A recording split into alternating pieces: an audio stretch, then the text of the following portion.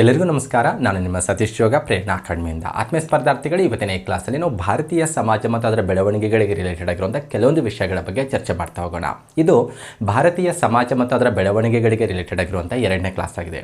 ಈ ಕ್ಲಾಸಲ್ಲಿ ಯಾವೆಲ್ಲ ವಿಷಯಗಳನ್ನ ನಾವು ಚರ್ಚೆ ಮಾಡ್ತಾ ಇದ್ದೇವೆ ಅಂತ ನೋಡೋದಾದರೆ, ಭಾರತೀಯ ಗ್ರಾಮೀಣ ಸಮುದಾಯಕ್ಕೆ ರಿಲೇಟೆಡ್ ಕೆಲವೊಂದು ವಿಚಾರಗಳಲ್ಲಿ ನಾನು ನಿಮ್ಮ ಜೊತೆ ಡಿಸ್ಕಷನ್ ಮಾಡ್ತಾ ಹೋಗ್ತೀನಿ. ಸ್ಪೆಷಲಿ ಭಾರತೀಯ ಗ್ರಾಮೀಣ ಸಮುದಾಯಕ್ಕೆ ಸಂಬಂಧಪಟ್ಟಂತೆ ಭಾರತೀಯ ಗ್ರಾಮೀಣ ಸಮುದಾಯದ ಲಕ್ಷಣಗಳಾಗಿರ್ಬೋದು, ಜಾಜಮಾನಿ ಪದ್ಧತಿ ಆಗಿರ್ಬೋದು, ಗ್ರಾಮೀಣ ಸಮುದಾಯದ ಅಧ್ಯಯನದ ಇಂಪಾರ್ಟೆಂಟ್ ಏನಿದೆ ಅನ್ನೋದಾಗಿರ್ಬೋದು, ಗ್ರಾಮೀಣ ಸಮುದಾಯದಲ್ಲಿ ಆಗ್ತಾ ಇರುವಂಥ ಪರಿವರ್ತನೆ ಆಗಿರ್ಬೋದು ಅಥವಾ ಗ್ರಾಮೀಣ ಸಮುದಾಯದ ಸಮಸ್ಯೆಗಳೇನನ್ನೋದು ಮತ್ತು ಗ್ರಾಮಗಳ ವರ್ಗೀಕರಣದ ಬಗ್ಗೆ ನಾವು ಚರ್ಚೆ ಮಾಡ್ತಾ ಹೋಗೋಣ. ಅದರ ಜೊತೆಗೆ ಇನ್ನೂ ಕೆಲವೊಂದು ವಿಷಯಗಳನ್ನು ಕೂಡ ಫೋಕಸ್ ಮಾಡ್ತಾ ಹೋಗೋಣ. ಸ್ಪೆಷಲಿ ಭಾರತದಲ್ಲಿ ಸಾಮಾಜಿಕ ಪರಿವರ್ತನೆ ಬಗ್ಗೆ ನಮಗೊಂದು ಸ್ವಲ್ಪ ಇನ್ಫಾರ್ಮೇಷನ್ ಗೊತ್ತಿರಬೇಕು. ಸ್ಪೆಷಲಿ ಇದರಲ್ಲಿ ಸಂಸ್ಕೃತಾನುಕರಣ ಆಗಿರ್ಬೋದು, ಪಾಶ್ಚಾತ್ಯೀಕರಣ ಆಗಿರ್ಬೋದು, ಆಧುನೀಕರಣ ಆಗಿರ್ಬೋದು, ಜಾಗತೀಕರಣ, ಈ 4 ವಿಷಯಗಳ ಬಗ್ಗೆ ಚರ್ಚೆ ಮಾಡ್ತಾ ಹೋಗೋಣ. ಅದರ ಜೊತೆಗೆ ಭಾರತೀಯ ಸಮಾಜಕ್ಕೆ ರಿಲೇಟೆಡ್ ಆಗಿರುವಂಥ ಪ್ರಮುಖ ಕೃತಿಗಳ ಬಗ್ಗೆ ಒಂದು ಸ್ವಲ್ಪ ಇನ್ಫಾರ್ಮೇಷನ್ ಪಡ್ಕೊಳ್ಳೋಣ. ಇನ್ನು ಕೊನೆಯದಾಗಿ ಸಮಾಜಶಾಸ್ತ್ರದ ಕೆಲ ಪದಗಳ ಬಗ್ಗೆ ನಾವು ಡಿಸ್ಕಷನ್ ಮಾಡ್ತಾ ಹೋಗೋಣ. ಪ್ಯೂರ್ಲಿ ಮುಂಬರುವಂತಹ PDO ಆಗಿರ್ಬೋದು, ಇತರೆ ಗ್ರೂಪ್ ಸಿ ಎಕ್ಸಾಮನ್ನು ದೃಷ್ಟಿಯಲ್ಲಿಟ್ಕೊಂಡು ಇವತ್ತಿನ ಈ ಕ್ಲಾಸಲ್ಲಿ ಕೆಲವೊಂದು ವಿಷಯಗಳು ನಿಮ್ಮ ಜೊತೆ ನಾನು ಚರ್ಚೆ ಮಾಡ್ತಾ ಹೋಗ್ತೀನಿ. ಓಕೆ, ಚರ್ಚೆ ಮಾಡೋದಕ್ಕಿಂತ ಪೂರ್ವದಲ್ಲಿ ಯಾರು ನಮ್ಮ ಚಾನಲ್ಗೆ ಸಬ್ಸ್ಕ್ರೈಬ್ ಆಗಿಲ್ವೋ ಅವರು ಸಬ್ಸ್ಕ್ರೈಬ್ ಆಗಬೇಕು, ಹಾಗೂ ಸದಾ ನಮ್ಮ ಜೊತೆ ನೋಟಿಫೈಡ್ ಆಗಿರಬೇಕು. ಪ್ರೇರಣಾ ಅಕಾಡೆಮಿಗೆ ಸಬ್ಸ್ಕ್ರೈಬ್ ಆಗೋದ್ರಿಂದ ಏನು ಲಾಭ ಪಡ್ಕೊಳ್ಬೋದು ಅಂತ ನೋಡಿದ್ರೆ, ಪ್ರೇರಣಾ ಟೀಮ್ ಹೊಸ ಪ್ಲ್ಯಾನ್ ಜೊತೆಗೆ ಬರುವಂಥ ಎಲ್ಲ ತಯಾರಿ ಮಾಡ್ಕೊಳ್ತಾ ಇದೆ. ಅಂದರೆ ಪ್ರೇರಣಾ ಯೂಟ್ಯೂಬ್ ಚಾನಲಲ್ಲಿ 6ರಿಂದ 10ನೇ ತರಗತಿವರೆಗೆ ಇರುವಂಥ ಎಲ್ಲ ವಿಷಯಗಳನ್ನು ನಿಮ್ಮ ಜೊತೆ ನಾವು ಡಿಸ್ಕಷನ್ ಮಾಡಲಿಕ್ಕೆ ಬೇಕಾದಂಥ ತಯಾರಿ ಆರಂಭಿಸ್ತಾ ಇದ್ದೇವೆ. ಅಂದರೆ ಹಿಂದಿ ವಿಷಯನೂ ಹೊರತುಪಡಿಸಿದ್ರೆ ಉಳಿದ ಎಲ್ಲ ವಿಷಯಗಳು ಕೂಡ ನಿಮ್ಮ ಜೊತೆ ನಾವು ಡಿಸ್ಕಷನ್ ಮಾಡಲಿಕ್ಕೆ ಬೇಕಾದಂಥ ತಯಾರಿ ನಮ್ಮ ಟೀಮ್ ನಡೆಸ್ತಾ ಇದೆ. ಅಷ್ಟೇ ಅಲ್ಲ, ಸೆಲೆಕ್ಟೆಡ್ PU ಬುಕ್ಸನ್ನು ಕೂಡ ನಿಮ್ಮ ಜೊತೆ ನಾವು ಡಿಸ್ಕಷನ್ ಮಾಡಲಿಕ್ಕೆ ಬೇಕಾದಂಥ ಪ್ರಿಪ್ರೇಷನ್ ಮಾಡ್ಕೊಳ್ತಾ ಇದ್ದೇವೆ. ಅದರ ಜೊತೆಗೆ ಎಲ್ಲ ವಿಷಯಗಳ ಮ್ಯಾರಥಾನ್ ಕ್ಲಾಸನ್ನು ಕೂಡ ನಾವು ಅಪ್ಲೋಡ್ ಮಾಡಬೇಕನ್ನುವಂತಹ ಒಂದು ಯೋಜನೆ ಹಮ್ಮಿಕೊಂಡಿದ್ದೇವೆ. ಅದರ ಜೊತೆಗೆ ಗ್ರೂಪ್ ಸಿಯ ಸ್ಪೆಷಲ್ ಟಾಪಿಕ್ಸ್ ಆಗಿರ್ಬೋದು, TET ಆಗಿರ್ಬೋದು, GPSR, HSTRನಲ್ಲಿ ಬರುವಂಥ ವಿಶೇಷ ಸಬ್ಜೆಕ್ಟ್ಸ್ಗಳಾಗಿರ್ಬೋದು, ಅದ್ರ ಜೊತೆಗೆ ಕರೆಂಟ್ ಅಫೇರ್ಸ್, ಈ ರೀತಿ ಕಾಂಪಿಟೇಟಿವ್ ಎಕ್ಸಾಮ್ಗೆ ಏನೆಲ್ಲ ವಿಷಯಗಳು ಬೇಕಲ್ಲ ಆ ಎಲ್ಲ ವಿಷಯಗಳಿಗೆ ರಿಲೇಟೆಡ್ ಆಗಿರುವಂಥ ಎಲ್ಲ ಕ್ಲಾಸಸ್ಸನ್ನು ಕೂಡ ನಾವು ನಮ್ಮ ಯೂಟ್ಯೂಬ್ ಚಾನಲಲ್ಲಿ ಮಾಡುವಂಥ ಪ್ರಯತ್ನ ಮಾಡ್ತಾ ಇದ್ದೇವೆ. ಸ್ಪೆಷಲಿ ಈ ಎಲ್ಲ ವಿಷಯಗಳಿಗೆ ರಿಲೇಟೆಡ್ ಆಗಿರುವಂಥ ಕ್ಲಾಸಸ್ಸನ್ನು ನಾವು 3 ಹಂತದಲ್ಲಿ ತಯಾರಿ ಮಾಡ್ತಾ ಇದ್ದೇವೆ. ಅಂದರೆ 3 ಹಂತದಲ್ಲಿ ನಿಮಗೆ ಕಂಟೆಂಟನ್ನು ಕೊಡುವಂಥ ಪ್ರಯತ್ನ ಮಾಡ್ತಾ ಇದ್ದೇವೆ. ಅಂದರೆ ಬೇಸಿಕ್ ಲೆವೆಲ್ ಆಗಿರ್ಬೋದು, ಎವರೇಜ್ ಆಗಿರ್ಬೋದು ಮತ್ತು ಡೆಪ್ತ್ ಲೆವೆಲ್. ಅಂದರೆ ನೀವು ಯಾವುದೇ ಕಾಂಪಿಟೇಟಿವ್ ಎಕ್ಸಾಮ್ ಯಾವುದೇ ಲೆವೆಲ್ದಾಗಿರ್ಬೋದು, ನೀವು 10th ಅಪ್ ಟು ಡಿಗ್ರಿವರೆಗೂ ಯಾವುದೇ ಎಕ್ಸಾಮ್ ಪ್ರಿಪ್ರೇಷನ್ ಮಾಡ್ತಾ ಇದ್ರೂ ಕೂಡ ನಿಮಗೆ ಅನುಕೂಲ ಆಗೋ ರೀತಿಯಲ್ಲಿ ಎಲ್ಲ ಕಂಟೆಂಟನ್ನು ಕೂಡ ಮುಂಬರುವಂಥ ದಿನದಲ್ಲಿ ನಾವು ನಮ್ಮ ಚಾನಲ್ ಮೂಲಕ ನೀಡ್ತಾ ಇದ್ದೇವೆ. ಆದರೆ ಈ ಎಲ್ಲ ತರಗತಿಗಳ ಲಾಭವನ್ನು ಪಡ್ಕೊಳ್ಬೇಕಾದ್ರೆ ನಿಮಗೆ ನಾವು ಒಂದು ಕಂಡೀಷನ್ ವಿಧಿಸ್ತಾ ಇದ್ದೇವೆ. ಕಡ್ಡಾಯವಾಗಿ ನೀವು ನಮ್ಮ ಚಾನಲ್ಗೆ ಸಬ್ಸ್ಕ್ರೈಬ್ ಆಗಲೇಬೇಕು. ಯಾರು ಸಬ್ಸ್ಕ್ರೈಬ್ ಆಗಿರ್ತಾರೋ ಅವರಿಗೆ ಮಾತ್ರ ಈ ತರಗತಿ ಅವೈಲೇಬಲ್ ಆಗೋ ರೀತಿಯಲ್ಲಿ ಯೂಟ್ಯೂಬಲ್ಲಿ ನಾವು ಕೂಡ ಸೆಟ್ಟಿಂಗ್ ಮಾಡ್ತಾ ಇದ್ದೇವೆ. ಹಾಗಾಗಿ ಈ ತರಗತಿಯ ಲಾಭ ನಿಮಗೆ ಬೇಕಾದರೆ ಅಥವಾ ಈ ತರಗತಿಯಲ್ಲಿ ಇರುವಂಥ ಕಂಟೆಂಟು ನಿಮಗೆ ಅನುಕೂಲ ಆಗುತ್ತೆ ಅನಿಸಿದ್ರೆ ನೀವು ಖಂಡಿತ ನಮ್ಮ ಯೂಟ್ಯೂಬ್ ಚಾನಲ್ಗೆ ಸಬ್ಸ್ಕ್ರೈಬ್ ಆಗಲೇಬೇಕು. ಓಕೆ, ನೀವು ವಿಷಯಕ್ಕೆ ಬರೋದಾದರೆ, ಭಾರತೀಯ ಗ್ರಾಮೀಣ ಸಮುದಾಯಕ್ಕೆ ರಿಲೇಟೆಡ್ ಸುಮಾರು ಒಂದು 5-6 ವಿಷಯಗಳ ಬಗ್ಗೆ ನಾವು ಚರ್ಚೆ ಮಾಡ್ತಾ ಇರೋದು. ಸ್ಪೆಷಲಿ ಭಾರತೀಯ ಗ್ರಾಮೀಣ ಸಮುದಾಯ ಅಥವಾ ಗ್ರಾಮಗಳ ಲಕ್ಷಣಗಳ ಬಗ್ಗೆ ಫಸ್ಟ್ ನಾವು ನೋಡ್ತಾ ಹೋಗೋಣ. ಆಲ್ರೆಡಿ ನಿಮಗೆ ಗೊತ್ತು, ಭಾರತೀಯ ಗ್ರಾಮೀಣ ಸಮುದಾಯ ಅಥವಾ ಭಾರತೀಯ ಗ್ರಾಮಗಳ ಲಕ್ಷಣಗಳು ಯಾವಂತ ನೀವು ಆಲ್ರೆಡಿ ಪಟ್ಟಿ ಮಾಡ್ಬೋದು, ಆಲ್ರೆಡಿ ಗೊತ್ತಿರುವಂಥ ವಿಚಾರ. ಯಾಕಂದರೆ ಭಾರತ ಹಳ್ಳಿಗಳ ದೇಶವಾಗಿದೆ, ಗ್ರಾಮೀಣ ಸಮುದಾಯವನ್ನು ನಾವು ಅನುಭವಿಸಿರ್ತೇವೆ, ನೋಡಿರ್ತೇವೆ. ಹಾಗಾಗಿ ಗ್ರಾಮಗಳ ಲಕ್ಷಣ ಅಥವಾ ಗ್ರಾಮೀಣ ಸಮುದಾಯದ ಲಕ್ಷಣಗಳು ಯಾವ ಅನ್ನೋದನ್ನು ನೀವು ಈಸಿಯಾಗಿ ಎಕ್ಸಾಮಲ್ಲಿ ನೀವು ಲಿಸ್ಟ್ ಔಟ್ ಮಾಡ್ಬೋದು, ಅಥವಾ ಯಾವುದು ಅಲ್ಲ ಯಾವುದು ಆಗಿದೆ ಅಂತ ಕೇಳಿದ್ರು ಕೂಡ ನೀವು ಈಸಿಯಾಗಿ ಆನ್ಸರ್ ಫೈಂಡ್ ಔಟ್ ಮಾಡ್ಬೋದು. ಸ್ಪೆಷಲಿ ನಾನಿಲ್ಲಿ ಕೆಲವೊಂದು ವಿಶೇಷವಾದ ಲಕ್ಷಣಗಳ ಬಗ್ಗೆ ನಿಮ್ಮ ಜೊತೆ ನಾನು ಚರ್ಚೆ ಮಾಡ್ತಾ ಹೋಗ್ತೀನಿ. ಅಂದರೆ ಕಾಂಪಿಟೇಟಿವ್ ಎಕ್ಸಾಮ್ ಪರ್ಪೋಸ್ ಆಗಿರ್ಬೋದು, ಕೆಲ ಸಮಾಜಶಾಸ್ತ್ರಜ್ಞರು ನೀಡಿರುವಂಥ ವ್ಯಾಖ್ಯಾನಗಳನ್ನು ಬೇಸ್ ಆಗಿಟ್ಕೊಂಡು ಕೆಲವೊಂದು ಲಕ್ಷಣಗಳು ನಿಮಗೆ ಗೊತ್ತಿರಬೇಕು. ಮತ್ತು ಅವರು ಕೆಲವೊಂದು ವಿಷಯಗಳ ಬಗ್ಗೆ ಅವ್ರು ನೀಡಿರುವಂಥ ಸ್ಟೇಟ್ಮೆಂಟ್ಸ್ಗಳು ನಮಗೆ ಇಂಪಾರ್ಟೆಂಟ್ ಆಗ್ತವೆ ಕಾಂಪಿಟೇಟಿವ್ ಎಕ್ಸಾಮ್ ಪರ್ಪೋಸಿಂದ. ಹಾಗಾಗಿ ಅಂತಹ ವಿಷಯಗಳನ್ನು ಬೇಸ್ ಆಗಿಟ್ಕೊಂಡು ಭಾರತೀಯ ಗ್ರಾಮೀಣ ಸಮುದಾಯ ಅಥವಾ ಗ್ರಾಮಗಳ ಲಕ್ಷಣಗಳ ಬಗ್ಗೆ ನಿಮ್ಮ ಜೊತೆ ನಾನು ಚರ್ಚೆ ಮಾಡ್ತಾ ಹೋಗ್ತೀನಿ. ಅದರ ಜೊತೆ ಇನ್ನೊಂದು ವಿಷಯ ನೀವು ಗಮನಿಸಬೇಕು. ಇಲ್ಲಿ ನಾನು ನಿಮ್ಮ ಜೊತೆ ಚರ್ಚೆ ಮಾಡುವಂತಹ ಭಾರತೀಯ ಗ್ರಾಮಗಳ ಲಕ್ಷಣಗಳೇನಿದ್ದಾವಲ್ವ, ಈ ಲಕ್ಷಣಗಳು ಈ ಹಿಂದಿನ ಕಾಲಾವಧಿಯಲ್ಲಿ ನಾವು ನೋಡ್ಬೋದಾಗಿತ್ತು, ಕೆಲವೊಂದು ಇವತ್ತಿಗೂ ನೋಡ್ಬೋದು, ಕೆಲವೊಂದು ಬದಲಾಗಿರೋದನ್ನು ಕೂಡ ನಾವು ನೋಡ್ತೇವೆ. ಓವರಾಲ್ ಆಗಿ ಕಾಂಪಿಟೇಟಿವ್ ಎಕ್ಸಾಮ್ ಪರ್ಪೋಸಿಂದ ಭಾರತೀಯ ಗ್ರಾಮಗಳ ಲಕ್ಷಣಗಳ ಬಗ್ಗೆ ನಾನು ಚರ್ಚೆ ಮಾಡ್ತಾ ಇರೋದಿಲ್ಲಿ. ಮೊದಲನೇದಾಗಿ ಚಿಕ್ಕ ಗಾತ್ರವನ್ನು ಭಾರತೀಯ ಗ್ರಾಮಗಳ ಒಂದು ವಿಶೇಷ ಲಕ್ಷಣ ಅಂತ ಗುರುತಿಸ್ಬೋದು. ಇದನ್ನು ಸ್ಮಾಲ್ ಇನ್ ಸೈಜ್ ಅಂತ ಹೇಳೋದು. ಆಲ್ರೆಡಿ ಗೊತ್ತು ನಿಮಗೆ, ಭಾರತದಲ್ಲಿ ಹಳ್ಳಿಗಳು ಗ್ರಾಮಗಳು ಗಾತ್ರದಲ್ಲಿ ಚಿಕ್ಕದಾಗಿರ್ತವೆ. ಅಂದರೆ ಜನಸಂಖ್ಯೆ ಆಗಿರ್ಬೋದು ಅಥವಾ ಪ್ರದೇಶ ಆಗಿರ್ಬೋದು, ಎರಡರಲ್ಲೂ ಕೂಡ ಭಾರತೀಯ ಗ್ರಾಮಗಳು ಚಿಕ್ಕ ಗಾತ್ರದಲ್ಲಿರೋದು ಕಂಡುಬರುತ್ತೆ. ಅಂದರೆ ಬಹಳ ದೊಡ್ಡ ಜನಸಂಖ್ಯೆ, ಅಂದರೆ ಅತ್ಯಧಿಕ ಪ್ರಮಾಣದ ಜನಸಂಖ್ಯೆ ಇರೋದಿಲ್ಲ. ಅದರ ಜೊತೆಗೆ ಏರಿಯಾ ಬಂದಾಗಲೂ ಕೂಡ ಬಹಳ ಲಿಮಿಟೇಷನ್ ಏರಿಯಾದಲ್ಲಿ ಗ್ರಾಮಗಳು ಇರೋದು ಕಂಡುಬರುತ್ತೆ. ಇದನ್ನು ಬೇಸ್ ಆಗಿಟ್ಕೊಂಡು ನಾವು ಇನ್ನೊಂದು ಲಕ್ಷಣ ಗುರುತಿಸಬಹುದು. ಸ್ಪೆಷಲಿ ಯಾವ ಲಕ್ಷಣ ಅಂತ ನೋಡ್ತಾ ಹೋದರೆ, ನಾವು ಭಾರತೀಯ ಗ್ರಾಮಗಳಲ್ಲಿ ಪ್ರಾಥಮಿಕ ಸಂಬಂಧವನ್ನು ಕಾಣ್ಬೋದು. ನಾವು ಪ್ರೈಮರಿ ರಿಲೇಷನ್ಸ್ ಅಂತ ಹೇಳೋದು ಇದನ್ನು. ಇದನ್ನು ಕೂಡ ಒಂದು ಲಕ್ಷಣ ಅಂತ ಗುರುತಿಸ್ಬೋದು. ಚಿಕ್ಕ ಗಾತ್ರವನ್ನು ಬೇಸ್ ಆಗಿಟ್ಕೊಂಡು ಇದನ್ನು ನಾವು ಇನ್ನೂ ಚೆನ್ನಾಗಿ ಅರ್ಥ ಮಾಡ್ಕೋಬೋದು. ಭಾರತೀಯ ಗ್ರಾಮಗಳು ಗಾತ್ರದಲ್ಲಿ ಚಿಕ್ಕದಾಗಿರೋದ್ರಿಂದ, ಜನಸಂಖ್ಯೆ ಮತ್ತು ಏರಿಯಾ ಎರಡರಲ್ಲೂ ಕೂಡ ಚಿಕ್ಕದಾಗಿರೋದರಿಂದ ಗ್ರಾಮಗಳಲ್ಲಿ ಇರುವಂತಹ ಜನರು ಪರಸ್ಪರ ಒಬ್ಬರಿಗೊಬ್ಬರು ಪರಿಚಿತರಾಗಿರ್ತಾರೆ, ಚಿರಪರಿಚಿತರಾಗಿರ್ತಾರೆ, ಒಬ್ಬರನ್ನೊಬ್ಬರು ಬಲ್ಲವರಾಗಿರ್ತಾರೆ ಅಂತ ಹೇಳ್ಬೋದು. ಹಾಗಾಗಿ ಗ್ರಾಮದಲ್ಲಿರುವಂತಹ ಜನರ ನಡುವೆ ನಾವು ನೇರವಾದ ಸಂಬಂಧ ಕಾಣ್ತೇವೆ, ನಿಕಟವಾದ ಸಂಬಂಧವನ್ನು ಕಾಣ್ತೇವೆ. ಹಾಗಾಗಿ ಪ್ರಾಥಮಿಕ ಸಂಬಂಧವನ್ನು ಕೂಡ ಒಂದು ವಿಶೇಷ ಲಕ್ಷಣ ಅಂತ ಗುರುತಿಸ್ಬೋದು. ನೀವು ನಿಮ್ಮ ಪರಿಚಯಸ್ಥರ ಯಾವುದೇ ಒಂದು ಗ್ರಾಮಕ್ಕೆ ಹೋದಾಗ ಗ್ರಾಮದಲ್ಲಿರುವಂಥ ಯಾವುದೇ ವ್ಯಕ್ತಿಗೆ ಅವ್ರ ಹೆಸರನ್ನು ಹೇಳಿದ್ರೆ ಅವರು ಯಾರು, ಅವ್ರ ಮನೆ ಎಲ್ಲಿದೆ ಅನ್ನೋದನ್ನು ಈಸಿಯಾಗಿ ಐಡೆಂಟಿಫೈ ಮಾಡಿ ಹೇಳ್ತಾರೆ. ಅದನ್ನೇ ನಾವು ನಗರ ಪ್ರದೇಶಕ್ಕೆ ಬಂದಾಗ ಆ ರೀತಿಯ ಸನ್ನಿವೇಶ ನಾವು ಕಾಣೋದಿಲ್ಲ. ಹಾಗಾಗಿ ಪ್ರಾಥಮಿಕ ಸಂಬಂಧ ಅನ್ನೋದು ಭಾರತೀಯ ಗ್ರಾಮಗಳ ಒಂದು ವಿಶೇಷ ಲಕ್ಷಣ ಗುರುತಿಸೋದು. ಇವತ್ತಿಗೂ ಕೂಡ ನಾವು ಈ ಲಕ್ಷಣವನ್ನು ಭಾರತೀಯ ಗ್ರಾಮಗಳಲ್ಲಿ ಕಾಣ್ಬೋದಾಗಿದೆ. ಅದರ ಜೊತೆಗೆ ಸಾಮಾಜಿಕ ಸಮೈಕ್ಯತೆಯನ್ನು ಕೂಡ ನಾವು ಕಾಣ್ಬೋದಾಗಿದೆ. ಭಾರತೀಯ ಗ್ರಾಮಗಳಲ್ಲಿ ಬಂದಾಗ ಆ ಗ್ರಾಮದ ಜನರ ಉಡುಗೆ ತೊಡುಗೆ ಆಗಿರ್ಬೋದು, ಆಹಾರ ಪದ್ಧತಿ ಆಗಿರ್ಬೋದು, ಅವರ ಆಚಾರ ವಿಚಾರ, ನಡವಳಿಕೆಗಳಾಗಿರ್ಬೋದು, ಭಾಷೆ ಆಗಿರ್ಬೋದು ಇತ್ಯಾದಿಗಳಲ್ಲಿ ಬಹುತೇಕ ಸಾಮ್ಯತೆ ಕಂಡುಬರುತ್ತೆ. ಹಾಗಾಗಿ ಈ ಏಕರೂಪತೆಯನ್ನು ನಾವು ಕಾಣ್ತೇವಲ್ವ ಭಾರತೀಯ ಗ್ರಾಮಗಳಲ್ಲಿ ಅಥವಾ ಗ್ರಾಮ ಸಮುದಾಯದಲ್ಲಿ ಏಕತೆಯನ್ನು ಕಾಣ್ತೇವಲ್ವ, ಈ ಏಕರೂಪತೆಗೆ ನಾವು ಸಾಮಾಜಿಕ ಸಮೈಕ್ಯತೆ ಅಂತ ಗುರುತಿಸ್ಬೋದಾಗಿದೆ. ಈ ರೀತಿ ಬಹಳ ವಿಶೇಷವಾದ ಲಕ್ಷಣಗಳು ನಿಮಗೆ ಗೊತ್ತಿರಬೇಕು. ಜನರಲೈಸ್ ಆಗಿ ನೀವು ಕೂಡ ಕೆಲವೊಂದು ಲಿಸ್ಟ್ ಮಾಡ್ಬೋದು. ಅದರ ಜೊತೆಗೆ ನಿಮಗೆಲ್ಲರಿಗೂ ಗೊತ್ತಿರುವ ಹಾಗೆ ಕೃಷಿ ಭಾರತೀಯ ಗ್ರಾಮೀಣ ಸಮುದಾಯದ ಅತ್ಯಂತ ಪ್ರಮುಖ ಉದ್ಯೋಗ ಅಂತ ನಾವು ಗುರುತಿಸೋದು. ಇದನ್ನು ನೀವು ಇಂಡಿಯನ್ ಎಕನಾಮಿಯಲ್ಲಿ ಕೂಡ ಓದಿರ್ತೀರ. ಈವನ್ ಭಾರತೀಯ ಗ್ರಾಮಗಳ ಲಕ್ಷಣಗಳಲ್ಲಿ ಬಂದಾಗ ಇಲ್ಲೂ ಕೂಡ ನಾವು ಇದನ್ನು ಲಿಸ್ಟ್ ಔಟ್ ಮಾಡ್ಬೋದು. ಕೃಷಿ ಭಾರತೀಯ ಗ್ರಾಮೀಣ ಜನರ ಅಥವಾ ಗ್ರಾಮಗಳ ಅತ್ಯಂತ ಪ್ರಮುಖ ಉದ್ಯೋಗ ಅಂತ ಗುರುತಿಸ್ಬೋದಾಗಿದೆ. ಸ್ಪೆಷಲಿ ಇದಕ್ಕೆ ರಿಲೇಟೆಡ್ ಆಗಿ ಒಬ್ಬ ಚಿಂತಕರ ವ್ಯಾಖ್ಯಾನ ಬಹಳ ಇಂಪಾರ್ಟೆಂಟ್ ಆಗುತ್ತೆ. ಹೆನ್ರಿ ಮನ್ ಅವರು ಭಾರತೀಯ ಗ್ರಾಮಗಳಲ್ಲಿ ಏನು ಕೃಷಿ ಪ್ರಧಾನ ಉದ್ಯೋಗವಾಗಿದೆ ಅಲ್ವಾ, ಇದನ್ನು ಬೇಸಾಗಿಟ್ಕೊಂಡು ಭಾರತವನ್ನು ಹಳ್ಳಿಗರ ನಾಡು, ಒಕ್ಕಲಿಗರ ಬೀಡು ಅಂತ ಕರೆದಿದ್ದಾರೆ. ನಿಮಗೆ ಎಕ್ಸಾಮಲ್ಲಿ ಇಂಥ ಸ್ಟೇಟ್ಮೆಂಟ್ ಕೊಡುವಂಥ ಪಾಸಿಬಿಲಿಟಿ ಇರುತ್ತೆ. ಮತ್ತು ಇಂಥ ಸ್ಟೇಟ್ಮೆಂಟನ್ನು ನೀವು PSI ಆಗಿರ್ಬೋದು, KS ಮೇನ್ಸ್ಗೆ ಪ್ರಿಪ್ರೇಷನ್ ಮಾಡ್ತಾ ಇದ್ದರೆ ಅಂತಹ ರೈಟಿಂಗ್ ಎಕ್ಸಾಮಲ್ಲೂ ಕೂಡ ನೀವೇನು ಮಾಡ್ಬೋದು, ಇಂತಹ ಒಂದು ವ್ಯಾಖ್ಯಾನವನ್ನು ನೀವು ನಿಮ್ಮ ಎಸ್ಸೆ ಅಥವಾ ಆನ್ಸರಲ್ಲಿ ಬಳಸ್ಕೋಬೋದಾಗಿದೆ. ಹಾಗಾಗಿ ಹೆನ್ರಿ ಮನ್ ಅವರು ಹೇಳಿರುವಂತಹ ಏನು ವ್ಯಾಖ್ಯಾನ ಇದೆ ಅಲ್ವಾ, ಭಾರತವನ್ನು ಹಳ್ಳಿಗರ ನಾಡು, ಒಕ್ಕಲಿಗರ ಬೀಡು ಅನ್ನೋಂಥ ವ್ಯಾಖ್ಯಾನ ಏನಿದೆ ಅಲ್ವಾ, ಈ ವ್ಯಾಖ್ಯಾನ ನಿಮ್ಗೆ ಅಕ್ಯುರೇಟ್ ಆಗಿ ಗೊತ್ತಿರಬೇಕು. ಓಕೆ, ಕೃಷಿ ಭಾರತೀಯ ಗ್ರಾಮೀಣ ಸಮುದಾಯದ ಪ್ರಮುಖ ಉದ್ಯೋಗ ಅನ್ನೋದು ಆಲ್ರೆಡಿ ಗೊತ್ತಾಗಿದೆ. ಇದನ್ನು ಬೇಸ್ ಆಗಿಟ್ಕೊಂಡು ನಾವು ಇದರಡಿಯಲ್ಲೇ ಅಥವಾ ಪ್ರತ್ಯೇಕವಾಗಿ ಇನ್ನೊಂದು ಲಕ್ಷಣವನ್ನು ಗುರುತಿಸ್ಬೋದು, ಅದು ಜಾಜಮಾನಿ ಪದ್ಧತಿ ಅಂತ. ಓಕೆ, ಈ ಟರ್ಮ್ ನಿಮಗೆ ಕರೆಕ್ಟಾಗಿ ಗೊತ್ತಿರಬೇಕು, ಕೇಳುವಂಥ ಪಾಸಿಬಿಲಿಟಿ ಇರುತ್ತೆ ನಿಮಗೆ. ಜಾಜಮಾನಿ ಪದ್ಧತಿ ಅಂದರೆ ಏನು, ಎಲ್ಲಿ ಕಂಡುಬರುತ್ತೆ, ಅದರ ಲಕ್ಷಣಗಳು ಯಾವ ರೀತಿ ಇರ್ತವೆ, ಅದರ ಅನುಕೂಲಗಳು ಅಥವಾ ಅದರಲ್ಲಿರುವಂಥ ಡಿಮೆರಿಟ್ಸ್ ಏನು, ಈ ರೀತಿ ಕೇಳುವಂಥ ಸಾಧ್ಯತೆ ಇರುತ್ತೆ. ಆಲ್ರೆಡಿ ನಿಮಗೆ ಗೊತ್ತು, ಜಾಜಮಾನಿ ಪದ್ಧತಿ ಭಾರತೀಯ ಗ್ರಾಮೀಣ ಸಮುದಾಯದ ಒಂದು ವಿಶೇಷ ಲಕ್ಷಣ ಅಂತ ಗುರುತಿಸ್ಬೋದು. ಇದನ್ನು ಕೃಷಿಯ ಅಡಿಯಲ್ಲಾದರೂ ನಾವು ವ್ಯಾಖ್ಯಾನಿಸ್ಬೋದು ಅಥವಾ ಇದನ್ನು ಸಪ್ರೇಟ್ ಹಾಕೊಳ್ಳೋ ಒಂದು ಲಕ್ಷಣ ಅಂತ ಗುರುತಿಸ್ಬೋದು. ಆಲ್ರೆಡಿ ನಿಮಗೆ ಗೊತ್ತಿರುವ ಹಾಗೆ ಭಾರತೀಯ ಗ್ರಾಮೀಣ ಪ್ರದೇಶದಲ್ಲಿ ಬಂದಾಗ ಕೃಷಿ ಅತ್ಯಂತ ಪ್ರಮುಖವಾದಂಥ ಉದ್ಯೋಗವಾಗಿರೋದು ಕಂಡುಬರುತ್ತೆ. ಈ ಕೃಷಿಯನ್ನು ಆಧರಿಸಿ ಬಂದಾಗ ಈ ಕೃಷಿಗೆ ಪೂರಕವಾದಂಥ ಕೆಲವೊಂದು ಉದ್ಯೋಗಗಳನ್ನು ಅವಲಂಬಿಸಿರುವಂತಹ ಕುಟುಂಬಗಳನ್ನು ಅಥವಾ ಸಮುದಾಯಗಳನ್ನು ನಾವು ಭಾರತೀಯ ಗ್ರಾಮಗಳಲ್ಲಿ ಕಾಣ್ಬೋದಾಗಿದೆ. ಅಂದರೆ ಗ್ರಾಮೀಣ ಪ್ರದೇಶಕ್ಕೆ ಬಂದಾಗ ಕೃಷಿ ಅತ್ಯಂತ ಪ್ರಮುಖವಾದ ಉದ್ಯೋಗ ಅಂತ ಗೊತ್ತು. ಆ ಕೃಷಿಗೆ ಪೂರಕವಾದಂತಹ ಉದ್ಯೋಗವನ್ನು ಮಾಡುವಂತಹ ಅಥವಾ ಉದ್ಯೋಗವನ್ನು ಅವಲಂಬಿಸಿರುವಂಥ ಕುಟುಂಬಗಳನ್ನು ಅಥವಾ ಸಮುದಾಯಗಳನ್ನು ನಾವು ಭಾರತೀಯ ಗ್ರಾಮಗಳಲ್ಲಿ ಕಾಣ್ಬೋದಾಗಿದೆ. ಅಂದರೆ ಕೃಷಿಗೆ ಪೂರಕವಾದಂತ ನೋಡ್ತಾ ಹೋದರೆ ಕೃಷಿ ಉಪಕರಣಗಳನ್ನು ತಯಾರಿಸಿಕೊಡುವಂತಹ ಕೆಲಸವನ್ನು ಮಾಡುವಂಥ ಕುಟುಂಬಗಳಾಗಿರ್ಬೋದು, ಕೃಷಿಗೆ ರಿಲೇಟೆಡ್ ಆಗಿ ಬೇರೆ ಬೇರೆ ಸಹಾಯ ಮಾಡುವಂತಹ ಕೆಲಸಗಳನ್ನು ಮಾಡುವಂಥ ಕುಟುಂಬಗಳನ್ನು ನಾವು ಭಾರತೀಯ ಗ್ರಾಮಗಳಲ್ಲಿ ಕಾಣ್ಬೋದಾಗಿದೆ. ಫಾರ್ ಎಕ್ಸಾಂಪಲ್ ಬಡಗಿಗಳಾಗಿರ್ಬೋದು, ಕಮ್ಮಾರರಾಗಿರ್ಬೋದು, ಈ ರೀತಿ ಕೃಷಿಗೆ ಪೂರಕವಾದಂತಹ ಕೆಲಸವನ್ನು ಮಾಡುವಂಥ ಕುಟುಂಬಗಳನ್ನು ನಾವು ಭಾರತೀಯ ಗ್ರಾಮಗಳಲ್ಲಿ ಕಾಣ್ಬೋದಾಗಿದೆ.